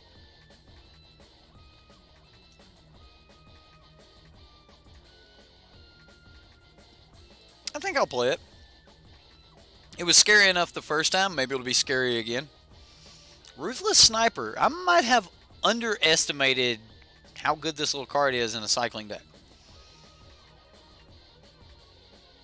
Well, the hand makes us look like we are 100% countervailing winds, so. Or not countervailing winds, a Drakehaven deck. No! At least they're not X-proof. So he'll get some damage in this turn with the Anointed Procession, or with the cat, and then we'll kill it next turn. Got there. We got there.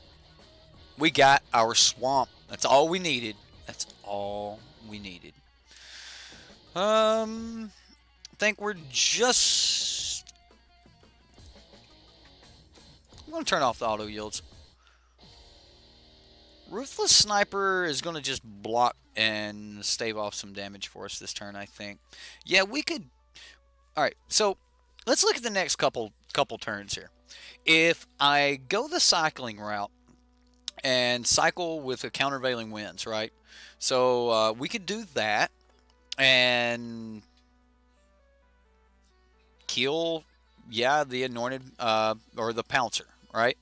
Or we could actually just go ahead and play one of our do nothing this turn spells like Drakehaven, and then next turn when we play our Yehene's expertise, we'd be able to get down our Abandoned Sarcophagus.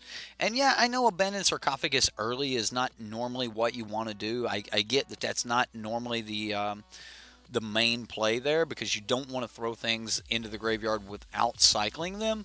But I expect that once we get a Drakehaven down, that we're going to be just cycling every card that we can, so it won't really matter. So, yeah, I'm going to go ahead.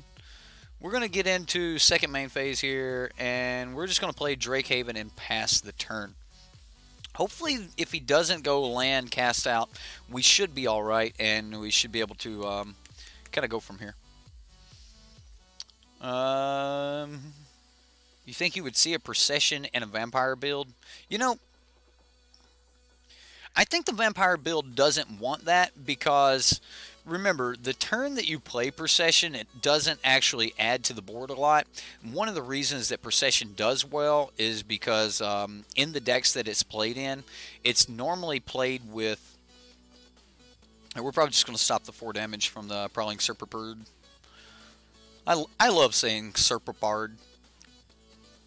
Like Serpopard. Serpapard. Prowling Serpapard. Anyway. Yeah, we're just going to block the 4 damage here. We'll take the 2. We'll go down to 16. And then from that point, next turn, we're going to wipe the board. And, yeah. We'll take care of it from there. This should be a really good turn for us.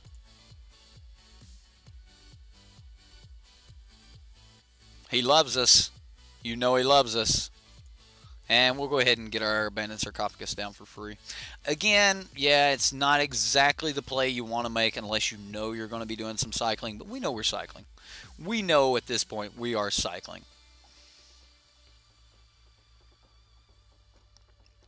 Right? Regal Caracol is great to come out after Anointed Procession. I do like that it's in cats. So, like, right? Free Sarcophagus, why not? Oh, there's the Pouncer. Pouncer's back. Uh-oh. Him got a crook. That does not stop us from making Drakes. So, yep. Now we sit back and do this thing.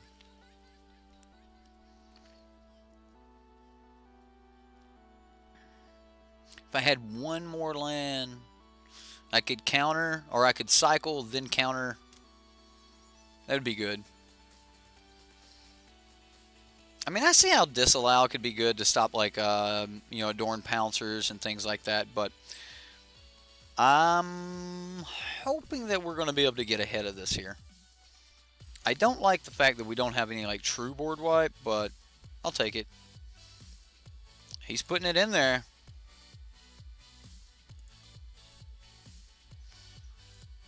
So we'll cycle.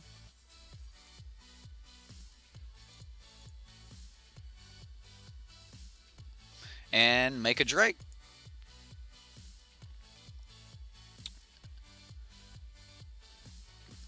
Pretty sure we block here. I don't see a reason to not block. I mean, yeah, we lose our Drake, but he loses his cat, and he's already got one. So if he's going to spend, you know, multiple turns bringing those back, the big thing I'm worried about here is like an appeal to authority. Ooh, got around my counter.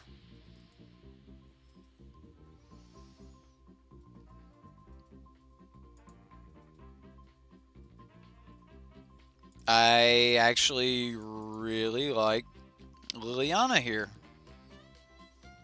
I mean, if he wants to start eating things out of the graveyard, that's fine. We're just going to make some tokens and go from there. If we hit cycling stuff, it's just going to exile it anyway.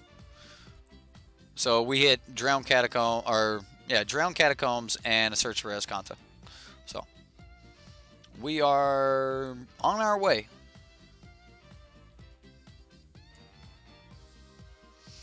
If a card with cycling would be put into the graveyard from anywhere and it wasn't exiled or wasn't cycled, exile it instead. So if Lily mills one from the top of our library, it's going to be exiled.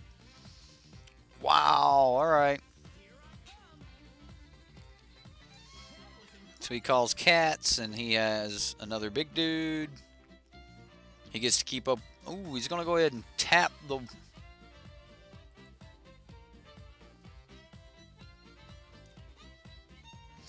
That could be bad. That could be very bad. So let's play this. I'm going to play the tap land. I'm going to cycle. We're going to go...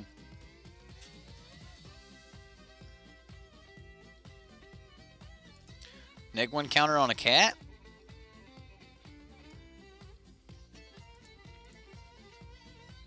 We'll pay for the Drake Haven, make another Drake.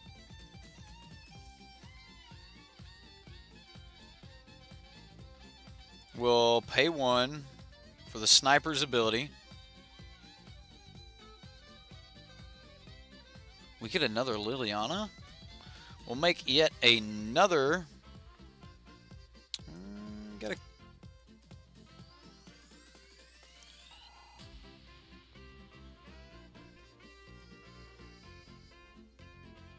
I think we just pass here. So the idea at this point is to protect Liliana and hope that he adds a little bit more to the board. So if he does, wow, cycling away, fella. Just keep on cycling.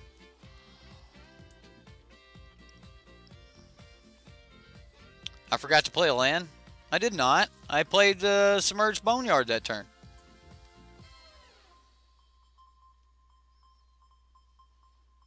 One, two, three, four, five, six. Was it? I mean, maybe I did forget one. I should be at 7, shouldn't I? Either way, I didn't want to play my last cycler anyway. 1, 2, 3, 4, 5. We're okay.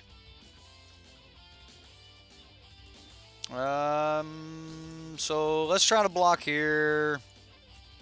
Block here. I mean, he's got to pressure Liliana, because she will do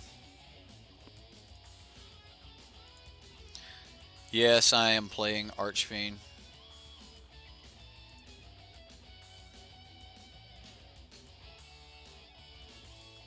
Do I have to play Archfiend. I don't want to negative Liliana right now because I'm worried about these Adorned Pouncers in the graveyard that are going to come back as 4/4s with double strike. And, oh man, there's zombie cats. I can't even kill them that way? Yeah, 100%. We've got to play Archfiend. Archfiend is... Yeah, we got to get Archfiend down. Because the zombie cats are going to be a problem. They're going to be a huge problem. Zombie cats, no! Cycle and neg Lily. Yeah. I think the Archfiend, like... The Archfiend kind of signaled the writing on the walls right there. Right? Zombie cats, I don't even think he realized that zombie cats were the thing. So, otherwise he would have probably kept fighting. I don't think he was at the point where he should have been scooping yet, but yeah, I mean, it's just kind of, that's what happens. Alright, so let's talk about this deck a little bit. I butchered this one. This had some pretty complex lines in it, and I thought that was really nice. And that's one of the things you're going to run into with Drakehaven. Do I cycle? Do I not cycle? Do I make a do? Do I actually play the card? Do I hope for another card that's in my deck that I'll cycle and get into it? Like, those are all things that are going to come with you as you become more and more familiar with the decks, the cycling decks. So if you do decide to play a Drakehaven or a cycling deck, do remember you're going to have all of these just really, really crazy lines and things. Personally, I think that Drakehaven was just OP in this deck. I mean, I did get Drakehaven. For those of you that don't use OP, it's opponent or overpowered. So, yeah, I think Drakehaven was absolutely terrific in this deck, and I don't think that Disallow was that great at all. So, I'm with you on this one, guys. Let's kick a couple Disallows, maybe even pick up another Drakehaven or two. Let me pull up some Drake. So, here I think that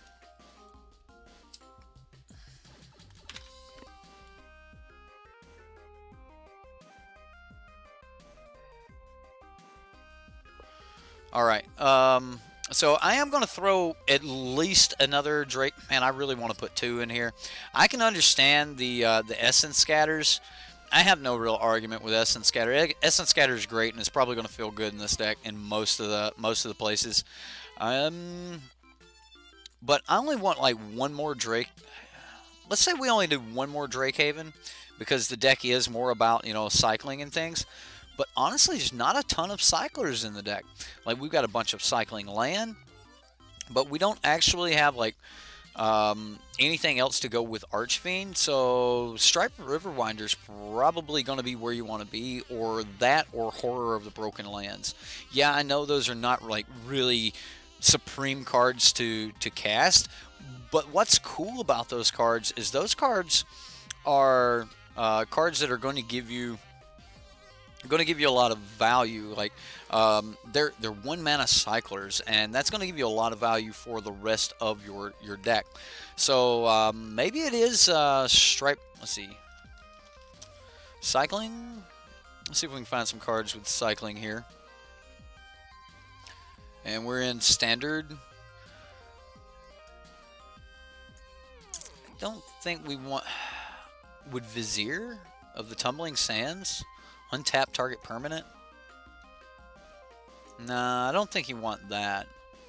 I mean, when it comes to cycling, like, even Nimble Obstructionist is not horrible. I hate that it cycles for 3 mana, though. That's not where I want to be with that, but it does have a pretty cool effect. I just don't think that that's where I would want to go. Personally, I think that that could be a good card. When you're cycling for not necessarily creatures, this works really good with Search for Azcanta. Alright, so I'm going to cut 1 Essence Scatter. And because you're running Search for Azcanta, like, that really increases the value of Hieroglyphic Illumination. Like Hyro's value goes through the roof with a search for Azcanta into the deck. And then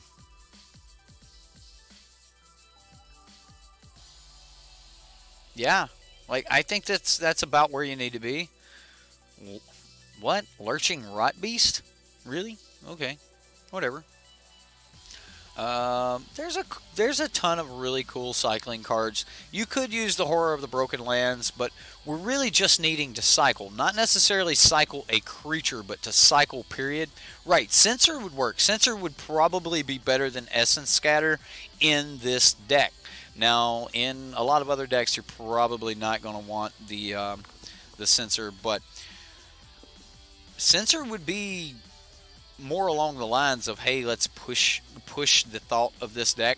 And Censor also works extremely well with Search for Azcanta. Now, honestly, if I was going to play this deck and this was my deck, I think I would go with Censor, but I would actually cut a Search for Azcanta. And I would probably go somewhere along these lines. I was extremely impressed with Ruthless Sniper. And I think that Ruthless Sniper will become even more impressive with the 1-mana cyclers, especially if you have that, you know, you blue cycle on turn 2, and then you can pay the mana, clear out, you know, one of their problematic creatures. We've seen what happened with the Long Tusk Cub. We made him walk right into that, and you know, it was just, that was great. If you don't go Censor, add the 4th Champion of Wits. I don't think that you're going to go wrong with the 4th Champion of Wits, maybe over the Hieroglyphic Illumination, but I think that you can get away with something, and I would play around in this area with your counter spells and you know, Hieroglyphic, like your counter spells, your non-cycling cards. Again, in a deck that is based on cycling, you're going to want to make sure that every card in the deck that does not have that ability is really, really important. So like, you're really going to want to have an answer. So Censor, like, make sure that those non-cyclers are important cards. I actually think Ruthless Sniper is probably extremely important, because Ruthless Sniper can kill a Glint Sleeve Siphoner. It can, turn 1, if you're on the play, they can't swing in with Bowmat. It can't be killed by a Fanatical Firebrand. All of the other things that people are doing on turn 1, they're not going to be really well suited to fight against a Ruthless Sniper. So I really like Ruthless Sniper here. It must have synergy, not just value. That is right. Like, value is good, but when synergy becomes a thing, yeah, Hollow One is extremely underwhelming unless you're casting like 3 of them on turn 1 or 2.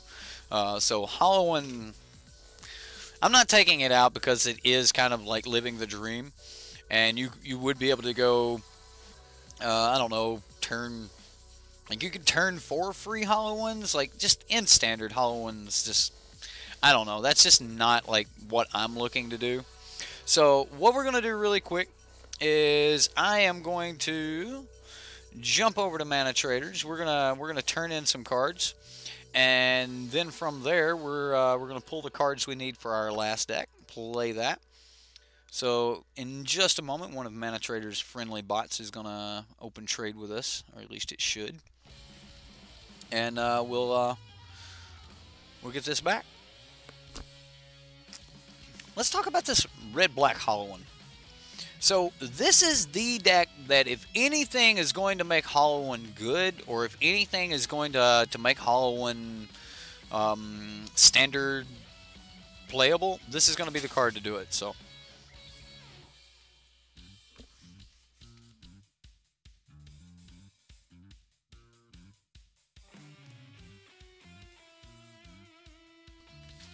all right. So manatraders is pulling their cards, and they'll leave all of my cards alone. Man, looks like somebody that recently turned into that bot was playing red green. That's pretty cool. All right, so now what are we missing from this deck? Sir, you didn't even put Drowned Catacombs in this deck. Is there a reason for no drowned catacombs? Alright, well, we're gonna add the missing cards here. Or, sorry, Dragon Skull Summits. Yeah, I think I'll leave those on the wish list. And we'll go from there. So, I'm gonna jump over to manatraders here. Real nice and easy.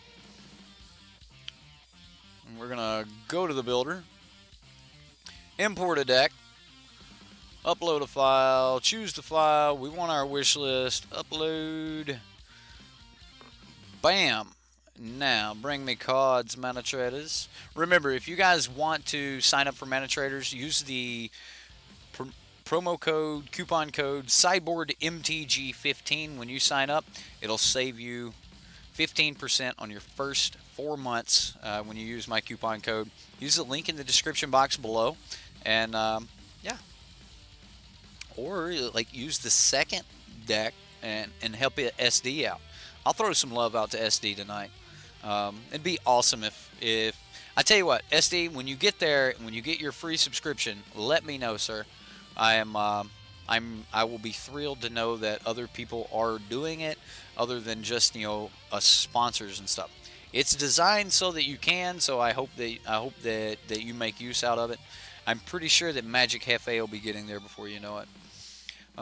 Especially with him posting his Pauper decks. There's a lot of people that really like Pauper. So, alright, let me get my dashboard back up. It goes down as the DM. Happy Easter to you too, sir. Surprised there is a stream. Well, you know, I cooked dinner. We had ham. We had all the other food. We had everything. I got really fat and I laid around. I was lazy for a little bit and I was like, you know what? What's the best way to end a day? Let's go hang out with our buddies and play some Magic, right? So here I am. Mahoney, this is you? Well, sir. Michael, I'm glad you're watching. How's things going in Phoenix, Arizona? You let everyone there know that Sideboard MTG, that'll still be one of my favorite LGSs in all of America, because I've played in like 15, 20 maybe total ever. Used to, me and the wife, when we would travel, we would always, like, if we were traveling on a Friday or something, we would just Google actually we would use the store finder that was on the app. We'd find a match. Like, we've played quite a few different places in Dallas and places in that area. Played in Bowling Green, Kentucky. Played in Somerset, Kentucky. Played in Lexington. We've played in Alabama. Played all over the place. But absolutely, Mana Works. Mana Works is that'll forever hold a special place in my heart. I'll remember that is where I became a judge. And again, I hope that we can make some use out of being a judge here in... How many accounts you got going right now, Mahoney? I'm seeing multiple pictures come up. That you're on your computer, you're on your phone. You know, hold on a minute, let me get to the computer. Right? I got you, Mahoney. I got you, buddy. Looks like we're about 2 or 3 minutes off of getting our cards here. Shows about a minute. But we're at 50%, so it shouldn't be much longer now. Manatraders have us covered. But yeah, so since you're saying that that's an oversight, I take it that you're not going to be very upset if we squeeze in. Man, where do we want to squeeze them in at, Mahoney? We're going to take out what? 3 mountains and 1 swamp?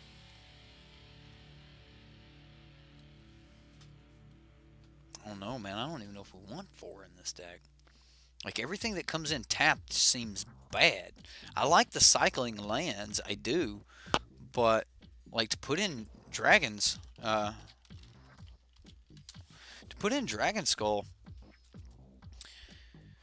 huh? All right, Mahoney, this is your deck. Tell me where you think you want them. You did that when you were in San Diego, just kind of bounced all over the place, like just hit all of the LGSs. Hey, it's cut scavenger grounds. Well, this deck's not really caring about its graveyard very much, which is why it has its scavenger grounds. I was excited to see Naheb the Worthy. That I want Minotaurs to be good so bad. But unfortunately, we don't have a lot of really cool Minotaurs. We do have one though, so Naheb could do some things. Wander in Death. Return up to 2 target creature cards from your graveyard to your hand, and it has cycling. It's going to be a very interesting deck. You could shave Deadlands or 2. Let's do that. Let's shave 1 Deadlands. I've shaved a Mountain. I'll shave 1. I'll shave 1 Scavenger Grounds. Alright. And that'll give us the Dragon Skull Summons. I just think that that Dragon Skull Summon's too good to not play. So,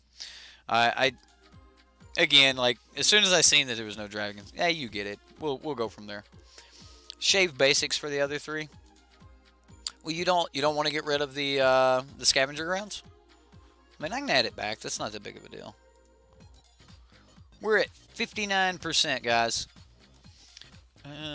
Give me just a moment. I'm going to refill a coffee cup, not very far, and then I will be right back. We're waiting on this, so we'll go from there. All right, so you just want to shave a basic. All right, then I'll add.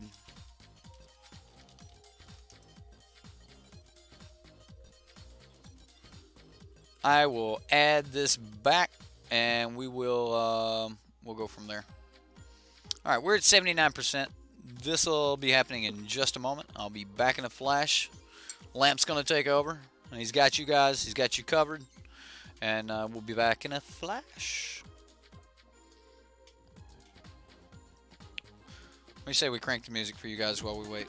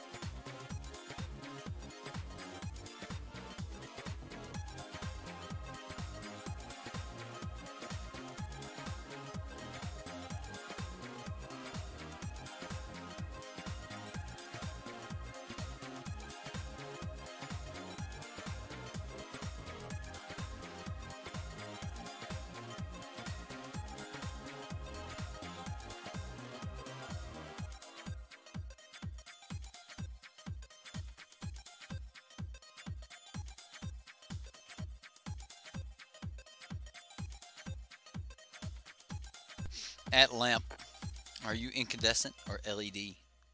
And how do you feel about the other? Well, he's actually incandescent, but he's got a special bulb that probably should be changed for energy conservation, but Lamp's actually got an ornamental bulb inside, but yeah, we won't worry about that. Don't worry about what powers Lamp. Just know that with Lamp, he brings the light. You should listen to Lamp more. Lamp has some really bright ideas. You guys are right. Lamp, he's just full of bright ideas, right? You live in Cumberland, Kentucky. Like, how far is that? Cumberland? Boy, that seems really familiar. I mean, I've been over to Cumberland Falls and stuff like that. One of the few places on the planet you can actually see what's called a moonbow. I did get a chance to see the moonbow one year, and there's only certain times of the month or certain times of the year you can actually see a moonbow. But you really did laugh out loud, yeah. But yeah, there's a moonbow at Cumberland Falls, and I got to go there. Another cool place that's not far from there. So my family is scattered between Somerset, London, and Hazard. I say Hazard because nobody knows where Leslie County's at, unless you guys are in like Harlan. But yeah. All right, we're gonna update. Bam, we've got the deck. So this deck's actually got some. May the force be with you, Lamp. May the force be with you. Anyway, we've got Fatal Pushes. We got Flame Blade Adept. This card is great. Like, this card's, it's so good. Isn't this getting like modern play because of this? I wish I had Neophyte. Like, the Neophyte seems like it would be great. Bomat Courier is good, and I could even see, like, just having... I mean, you'd have to have one...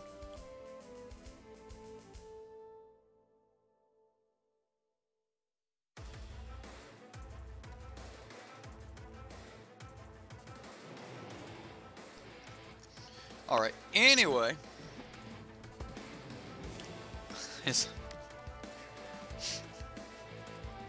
Anyway, I don't think you guys are live. Like, what happened? Why are we not live? It's quite the beating after Goblin lore fuels it. It is. Oh my goodness. Absolutely. I wish there was a way you could get away with, like, doing some Bomat Courier shenanigans, discard your hand, and then be able to play the hollow one. But if the hollow one's not, like, under the Bomat Courier, you're not going to have options for that. So, you know, that's... It is kind of one of those, you know, double-edged swords, but I really like the idea of having a Bomat Courier in the deck, just getting in there. Yeah, I thought we were a little behind because I had moved Lamp, like, I was twisting. I don't know. I just think it's cool that I can be off screen and I can do this kind of stuff, and y'all can't see me. But you know, I don't know. I decided I was going to have more fun with Lamp than I probably should have, and you know what? Let it be. You guys seem to enjoy Lamp, and honestly, I'm even getting fond of the fella. He can't play Magic though. He has bright ideas, but he's kind of a coach, you know. Those who can't do coach. So, you know, that's Lamp right there. He's got my back. Another thing that's cool is it looks like he's right beside me, but he's actually not. I'm in front of Lamp. He's about a foot back. But yeah, I'm extremely excited with what's happened with Lamp. Who knows? Maybe one day they'll build and sell these things. Anyway, Blood Rage Brawler, a 4/3 on turn 2. Seems great. Like 4/3 on turn 2.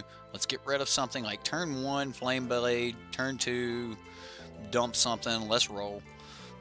Seems like, you know, Mahoney, you've thrown a ton of stuff in here. Hey, there are other Minotaurs in here. Minotaur or Minotaur? I like Minotaur better, but I know some people call it Minotaurs, or Minotaurs, but Minotaur. I think Minotaurs are great, and my favorite Minotaur ever is Boros Reckoner. There's probably some better Minotaurs out there. I mean, I'm sure some of you like want to play with Didgeridoo or something like that, but there's probably great Minotaurs out there, but I really do like Boros Reckoner. So now we've got a lot of ways to finish the game out here. Lightning Strike, Neheb, Hollow One. We've got you know, Never Return. We can even use the back half of of ribbons to deal with things. Never Return gives us a little more hate against graveyards and things like that. Wandering Death seems like a lot of fun. I mean, if we're returning 2 creature cards from the graveyard to our hand, and those creature cards have cycling, then we can just start cycling again for a little bit of extra value, or we just get back, you know, one of our lords here or something like that. And the big thing I'm excited about is giving our Blood Rage Brawler first strike. Like, Blood Rage Brawler is going to be awesome, and as long as you have 1 or fewer cards in hand, Minotaurs you control get +2/+2. Whenever he deals damage to a player, each player discards a card. Like, what is going on? Minotaur, says the hillbilly. Minotaur. Alright, so what's the abbreviation for minute? Min, right? Minotaur. Minotaur. Is it Monitor? Monitor? Monitors? They're lizards. They're lizards now. Either way, the deck looks really, really sweet, Mahoney. I know you might have thrown it together really fast, but either way, the deck looks sweet, and it looks like you got a lot of answers. I'm extremely excited to see this little beast in here. This is one of my favorite pirates printed. I love this card. Snatchcaster Mage is awesome, or Snatchcaster Pirate. Awesome, awesome, awesome. Jefe, I have talked to you. I know you're as southern as I am, no matter where you're from. Minotaur, so you also think it's Minotaur. Mahoney says, as he looked for ideas for this brew, he noticed a slot of cards that interested him was the Minotaurs, so he decided to run with the theme. You know what, dude? I like it, and I'm actually glad you did run with the theme. So we're gonna see what happens here. Gracias. It took a little longer to get the coffee than I had expected, so I poured what was left in the pot, and then the Keurig made the rest. What is that? Do we do a plug for a Keurig here, and then say, hey, Keurig, sponsor me? Give me free K-Cups, right? That would be awesome. Free K-Cups. Today we're drinking vanilla lattes. You know, whatever. Snatchcaster? It is! It's Snatchcaster Mage! Well, look. Dev said that first, so I am just literally copying Dev on that one. But I was watching one of Dev's decks the other day, and he was talking about taxing Vraska's Contempt. And I was like, oh my goodness. I am constantly talking about taxing Vraska's Contempt, and I don't ever hear anyone else really talk about it being taxing on a card. And Dev started doing that, so if that means he's watching any of my content, then wow, you know, I think that's amazing. Although I think he does watch some of my content. And yes, Jan, I did give Dev the credit for Snatchcaster Mage. Crapcaster? Started with Crapcaster, did he? Huh? Those half-bull dudes with rings in their nose that live in the mazes. Ooh, well, how far back can you go with that? Can you tell me where the maze was supposed to be? Where was the Minotaur in Legend? Where was it? Huh? Huh? The island of Crete. The island of Crete. The Minotaur was supposedly in the ruins in the island of Crete. There you go. We won the die roll. We're gonna go first. Come on, give me a good hand. Alright, so we got nothing I want to discard. We don't have any one-drops either, but man, let's get into this. We've got Lightning Strike for control, or to just start beating down. Just depends on what the opponent is, so I'm just going to go Canyon Slough and get to rolling. Greece, absolutely. Greek mythology, but where? It was the island of Crete. Ooh! That's it, James! Did you Google that? I can't pronounce the name, but that's it. That was the whole reason I didn't even try to say it. I used to be really big into Greek mythology. I really love some Greek mythology. I think I'm gonna throw away a land here. I think I can get rid of a mountain. I don't think we need a basic land here.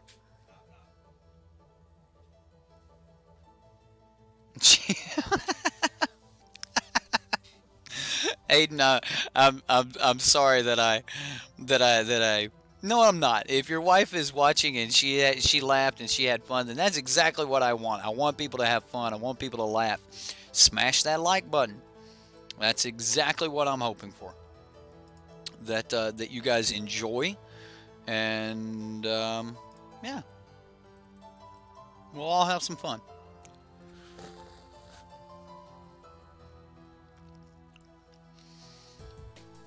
Ronas. All right. Well, he's hitting us for 4. We're hitting him for 4.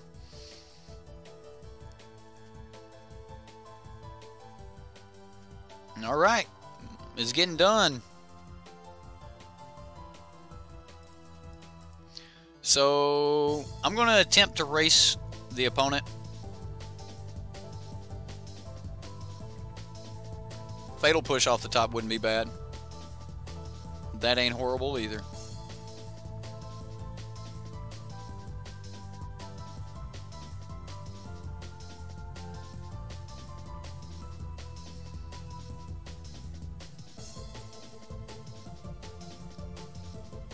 So there is an argument to cycle here, but I'm not going to do it.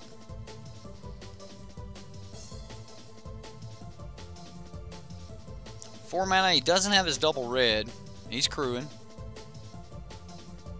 I do need to wait till the... Wow. Alright. Alright, opponent.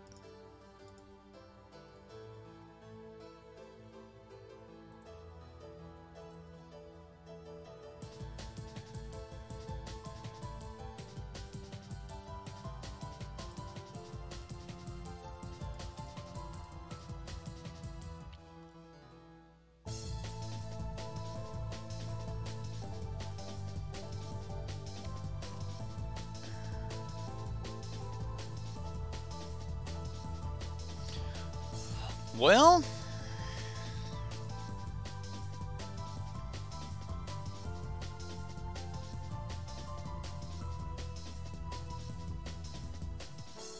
so we kill Heart of Kieran here. I mean, that's like the best thing I can do is just kill Heart. I guess he's looking at just how much damage he can do on the crackback. He's got 9. If he's got 3 extra points of damage, then he's got this lick. He can do 9, 10, 11. Yeah. He can take us to 1. He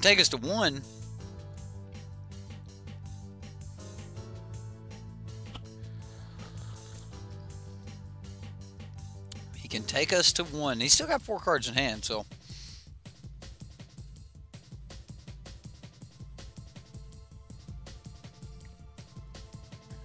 just depends on what the opponent has here. He does need to play a creature. There we go. Oh, wow. Does he not get to take us to 1?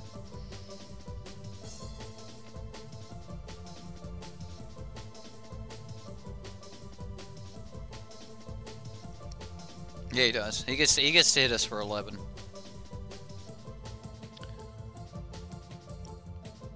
Did you just kill yourself, opponent?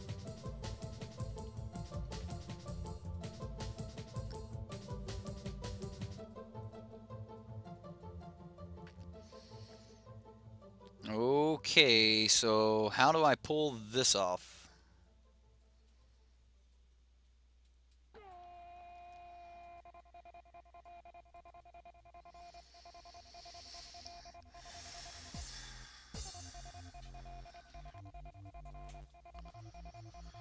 So this kills Heart of Kieran.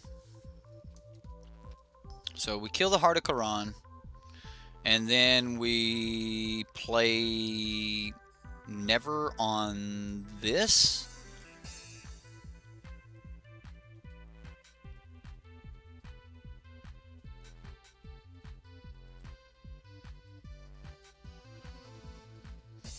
Yeah, I mean,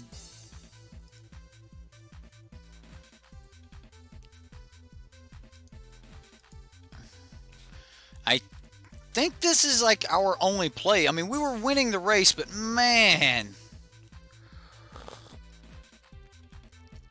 Oh.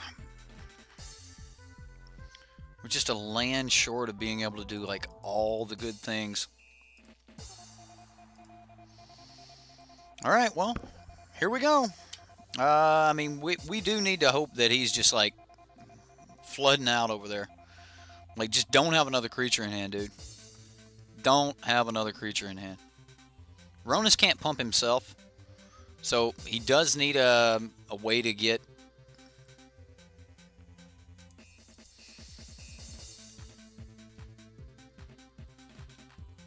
Yeah, all right, so he pumps, he hits us, we go to 1. Lightning strike. Oh, it was not a strike.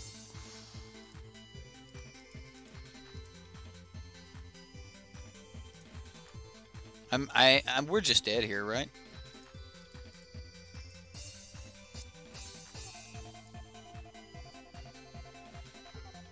Lightning strike off the top would have been so good.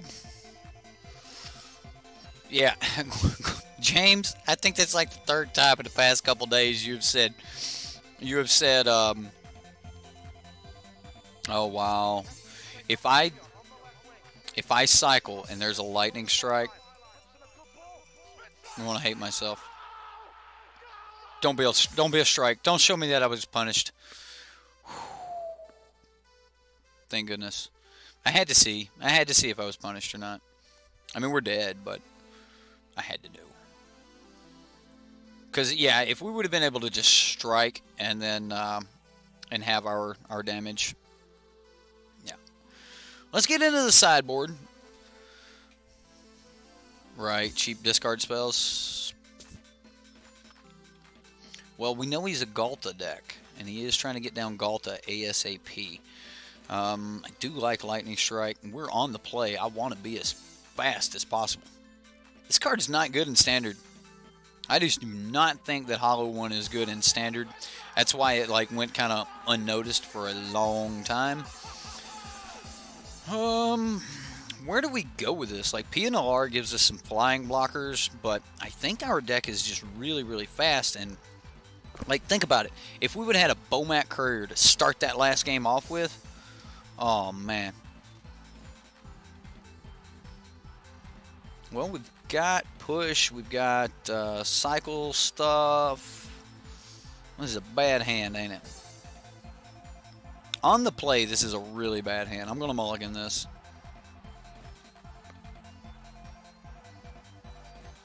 And I'm going to mulligan to 5. Sure.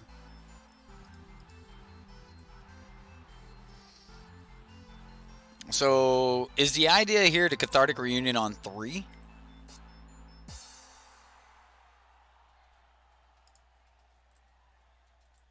I think it is. I think I'm supposed to Cathartic Reunion on 3 and play a Hollow One. It seems so slow. Ambrose, I'm very disappointed in myself for not taking your version.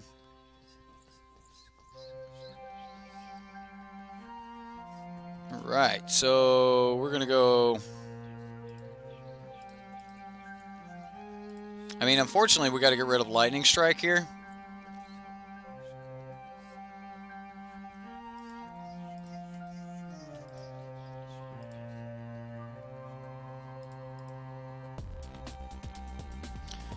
We'll play Hollow One, and we have a 4/4, but a 4/4 on 3 is not that great.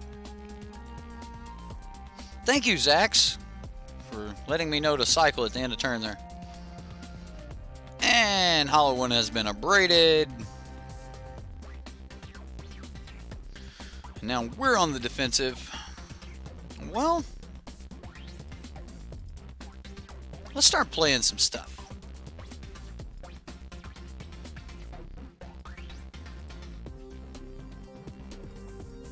I'm going to play this desert as my tap land, just in case I have an Ifnir deadlands later. I might be able to get extra use out of sacking this desert instead of the Ifnir. So, discard a card, and he gets +2+. He's going to Chandra's defeat it. Alright.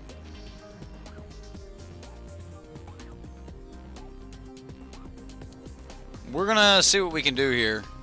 Like, I would love a way to wheel my hand, or to wheel something. Wow, really? Alright, dude. I think we're just getting crushed by red-green monsters.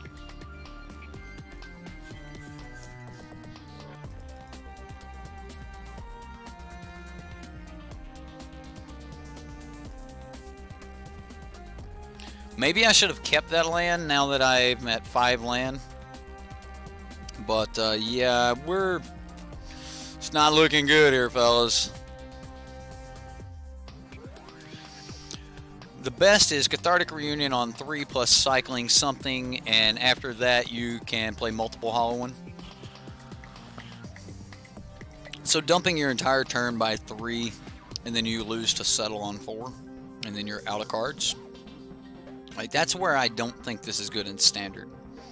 Like, in order for Hollow One to be great, you need that turn 1, turn 2, 4/4. I mean, if you're waiting till turn 3 to cast a 4/4, then there are other spells that would actually just be better.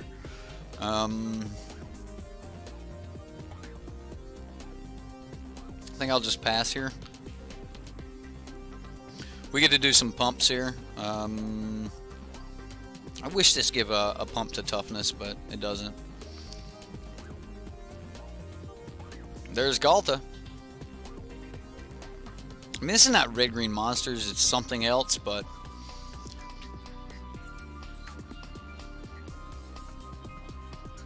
So what do we block here? We get rid of Death Gorge Scavenger. Can we do that? Depends on what he eats. If he eats a creature to gain some life. He's eating Lightning Strike, okay.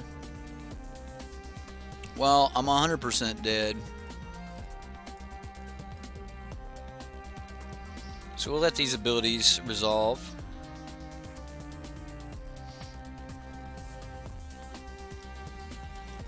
We got first strike, so we can block we can block Brash.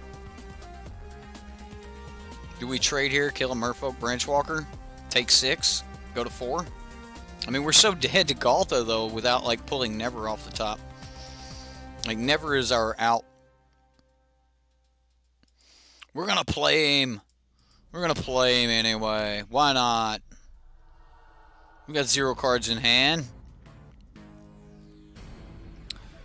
I actually really like this card. At this point, it makes me want to, like, play with Minotaurs. Like, just play a Minotaur deck. But yeah, we're not going to be able to get in with any damage, so that is a thing. If we had a couple other Minotaurs down, though, like, we could first strike block Galta and die to everything else. Alright, alright. Mahoney, I'm sorry, sir. I'm very... the Galta got us. Taken down by a Galta. What'd you say, James? On-Crop Crasher is a better tribal synergy and is very good. Is very aggressive, which this deck wants to be. Is On-Crop Crasher? Should we let him kill us? We'll let him hit us. I mean, we're dead this turn. So, On-Crop Crasher, is that a Minotaur? Like, are there some really good Minotaurs floating around in Standard? Can we play Mardu Minotaurs? Because Mardu Minotaurs means we get Radiant Destiny, we get Neheb, and then all the red Minotaurs. I'm gonna block you here. and I'm gonna block that thing there, and I'm gonna die. First strike damage. Ooh.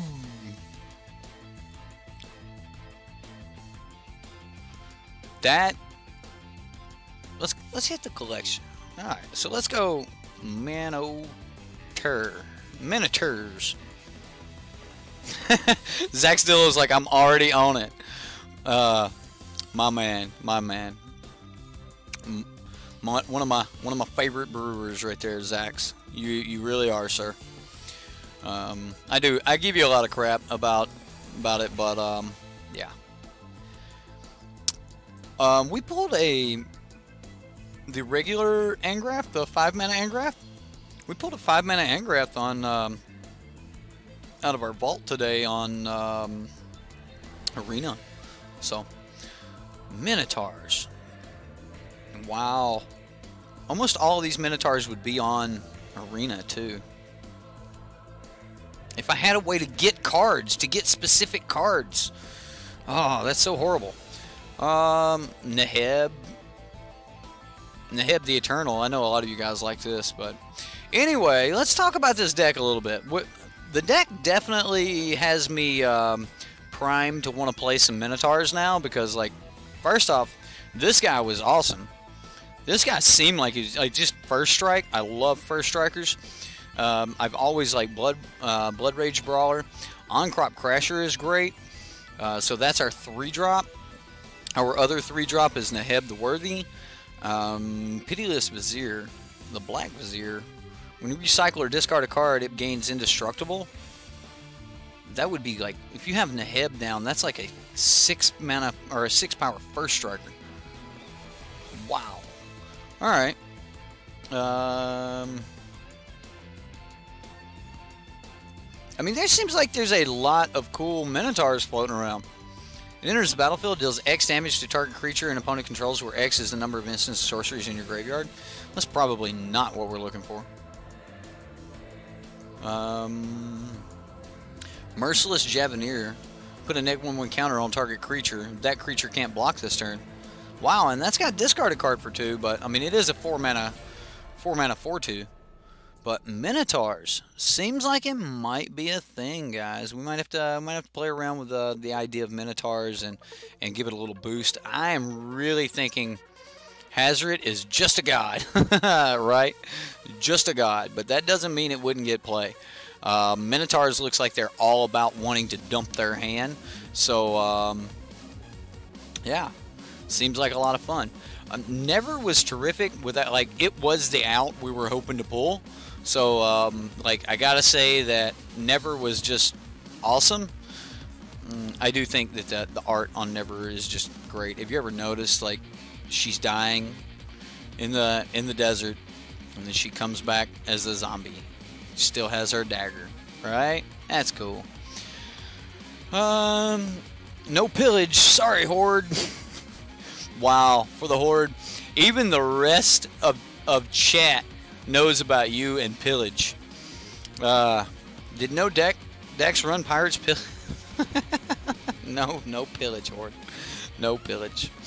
The problem with Minotaurs is they are 3 and 4 mana. You are right, but we can have the 2 mana ones that are really good, and then our 3 mana are very aggressive. This is an aggressive creature. Neheb is an aggressive creature, and hopefully we could like go 4 mana, you know, 2 drops. I think that you could fill the gaps in Minotaurs with a couple anthems, like Radiant Destiny for an extra 3-drop.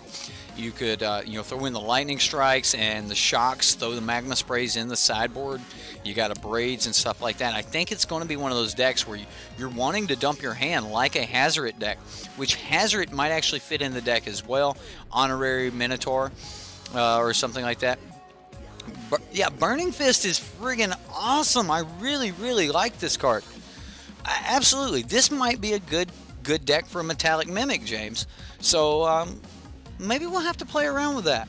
So let's talk about what we got going on tomorrow. Mahoney, I'm not going to give you a lot of advice on how you would fix or or do things like that.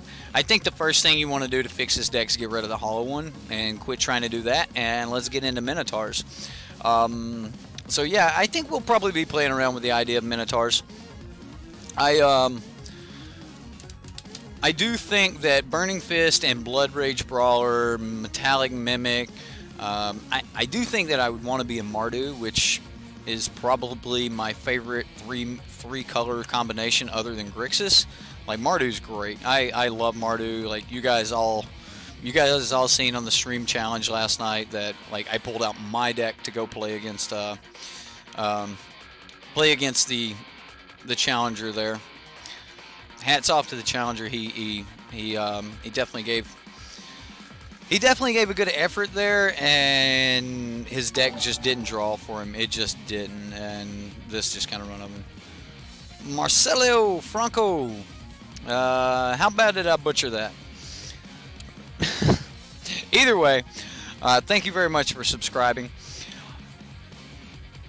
All things considered, you wasn't expecting that much. Well, either way, Mahoney, I appreciate you for submitting your deck, sir.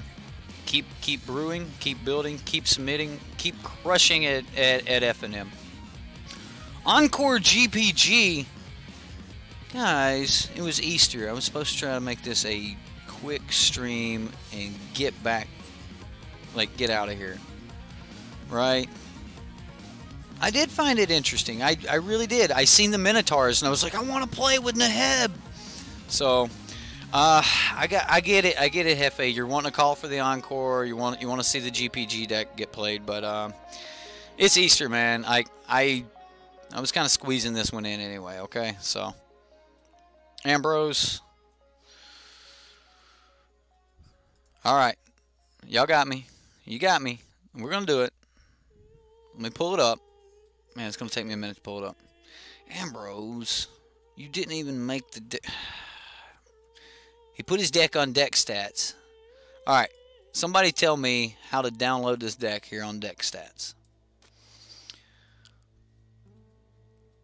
Copy the deck. There we go, I copied it.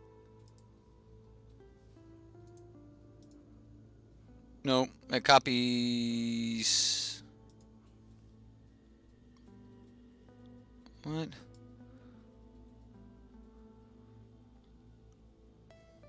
Ambrose, this is not even in English. I can't find the buttons.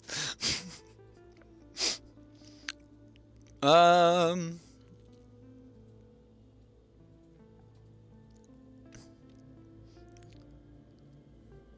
killing me. Where's the English button? Ambrose, you're killing me, man. Why is it in French? Because this is the link that was sent to me. Guys, this is going to take a lot longer to pull this up, rent the cards and everything else. I'm afraid I'm going to have to pass on this. I did want to do it, but I'm afraid I'm going to have to pass on this. I do need to be going. But I hope you guys all had a, what do you say, merry, happy, right? Happy Easter, right? Hope you all found the egg with the money in it, right? Did y'all have the eggs with the money in it?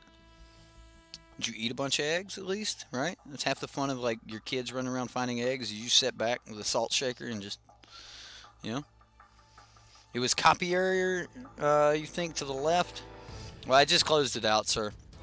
I'm sorry, Ambrose. I am sorry I did not play your deck. I really am. I really wanted to play it. I didn't realize that it was a cycling deck. I thought it was a GPG deck when I had seen it. So I kind of went over it. But, yeah. We're gonna... Nate Dogg USA. Do I know you, Nate Dogg? Because I know a Nate that I've heard called Nate Dogg. Maybe, maybe not. Either way, does Tapped Out work well? It does. Personally, I just prefer manatraders because, like, my favorite two websites are MTG Goldfish and manatraders. Tapped Out's fine. I mean, Tapped Out's good because you can just copy paste and throw it in a notepad and go from there. But either way, guys, that is all I've got for the show tonight. You ain't even looking at the stream, man. Like, what's going on? gotta be here to say goodbye to the stream. Anyway, you've just been watching the stream for a while. Well, Nate Dogg, I'm glad you've been watching the stream. I hope that you have enjoyed what you've seen, and we'll catch you guys tomorrow night. And you want to know what we're playing? We're playing Zaxxadillo's Fog. You've all heard about it. You've heard me cry about Fog and everything else. And we're going to play Zaxxadillo's Fog deck. I'll run a league with it, and I'll tell you what. After the Fog deck, I will pull up Ambrose's GPG deck, and I will play an encore episode or an encore match after the league with Ambrose's GPG. For the Horde, you probably just did. She normally watches most of my content. So, you sent your vampire list for Arena. Awesome. Did you post it on the Reddit, Brandon? If you did, that's awesome. Like my vampires list is just killing on Arena, man. Pride of Conquerors, that card. Oh my goodness, people, that card is great. Either way, guys, that's what I'm going to do. We're going to play it as an encore tomorrow night after the league. We're going to run a league with Fog, which will probably be like a 10-hour league because, you know, we're not doing anything quick. But my name's Eric. You've been watching Sideboardmtg. If you want to play this deck or any other deck, check out manatraders in the link in the description box below. When you sign up, use Sideboardmtg15 to save 15% on your first 4 months. If you want to support the channel, you can do that with the sponsor button, or you could help support the channel by joining our Patreon. The Patreon channel, there's a lot of cool things that I've got over there for you guys. Some of the patrons can vouch for Coffee Time's actually a really good spot to just kind of chill in Discord, pull up an idea, talk about it. We'll talk about spoilers, like all of my spoiler content, all of that stuff. All of that's done on Coffee Time. So if you guys want to join that, you can. My name's Eric. It's been a lot of fun. I hope you guys had fun. We'll see you next time here on Sideboardmtg. And stick around for the credits. And hats off to Jeffrey, our stream boss for today. Stream sponsor. Thank you very much, sir.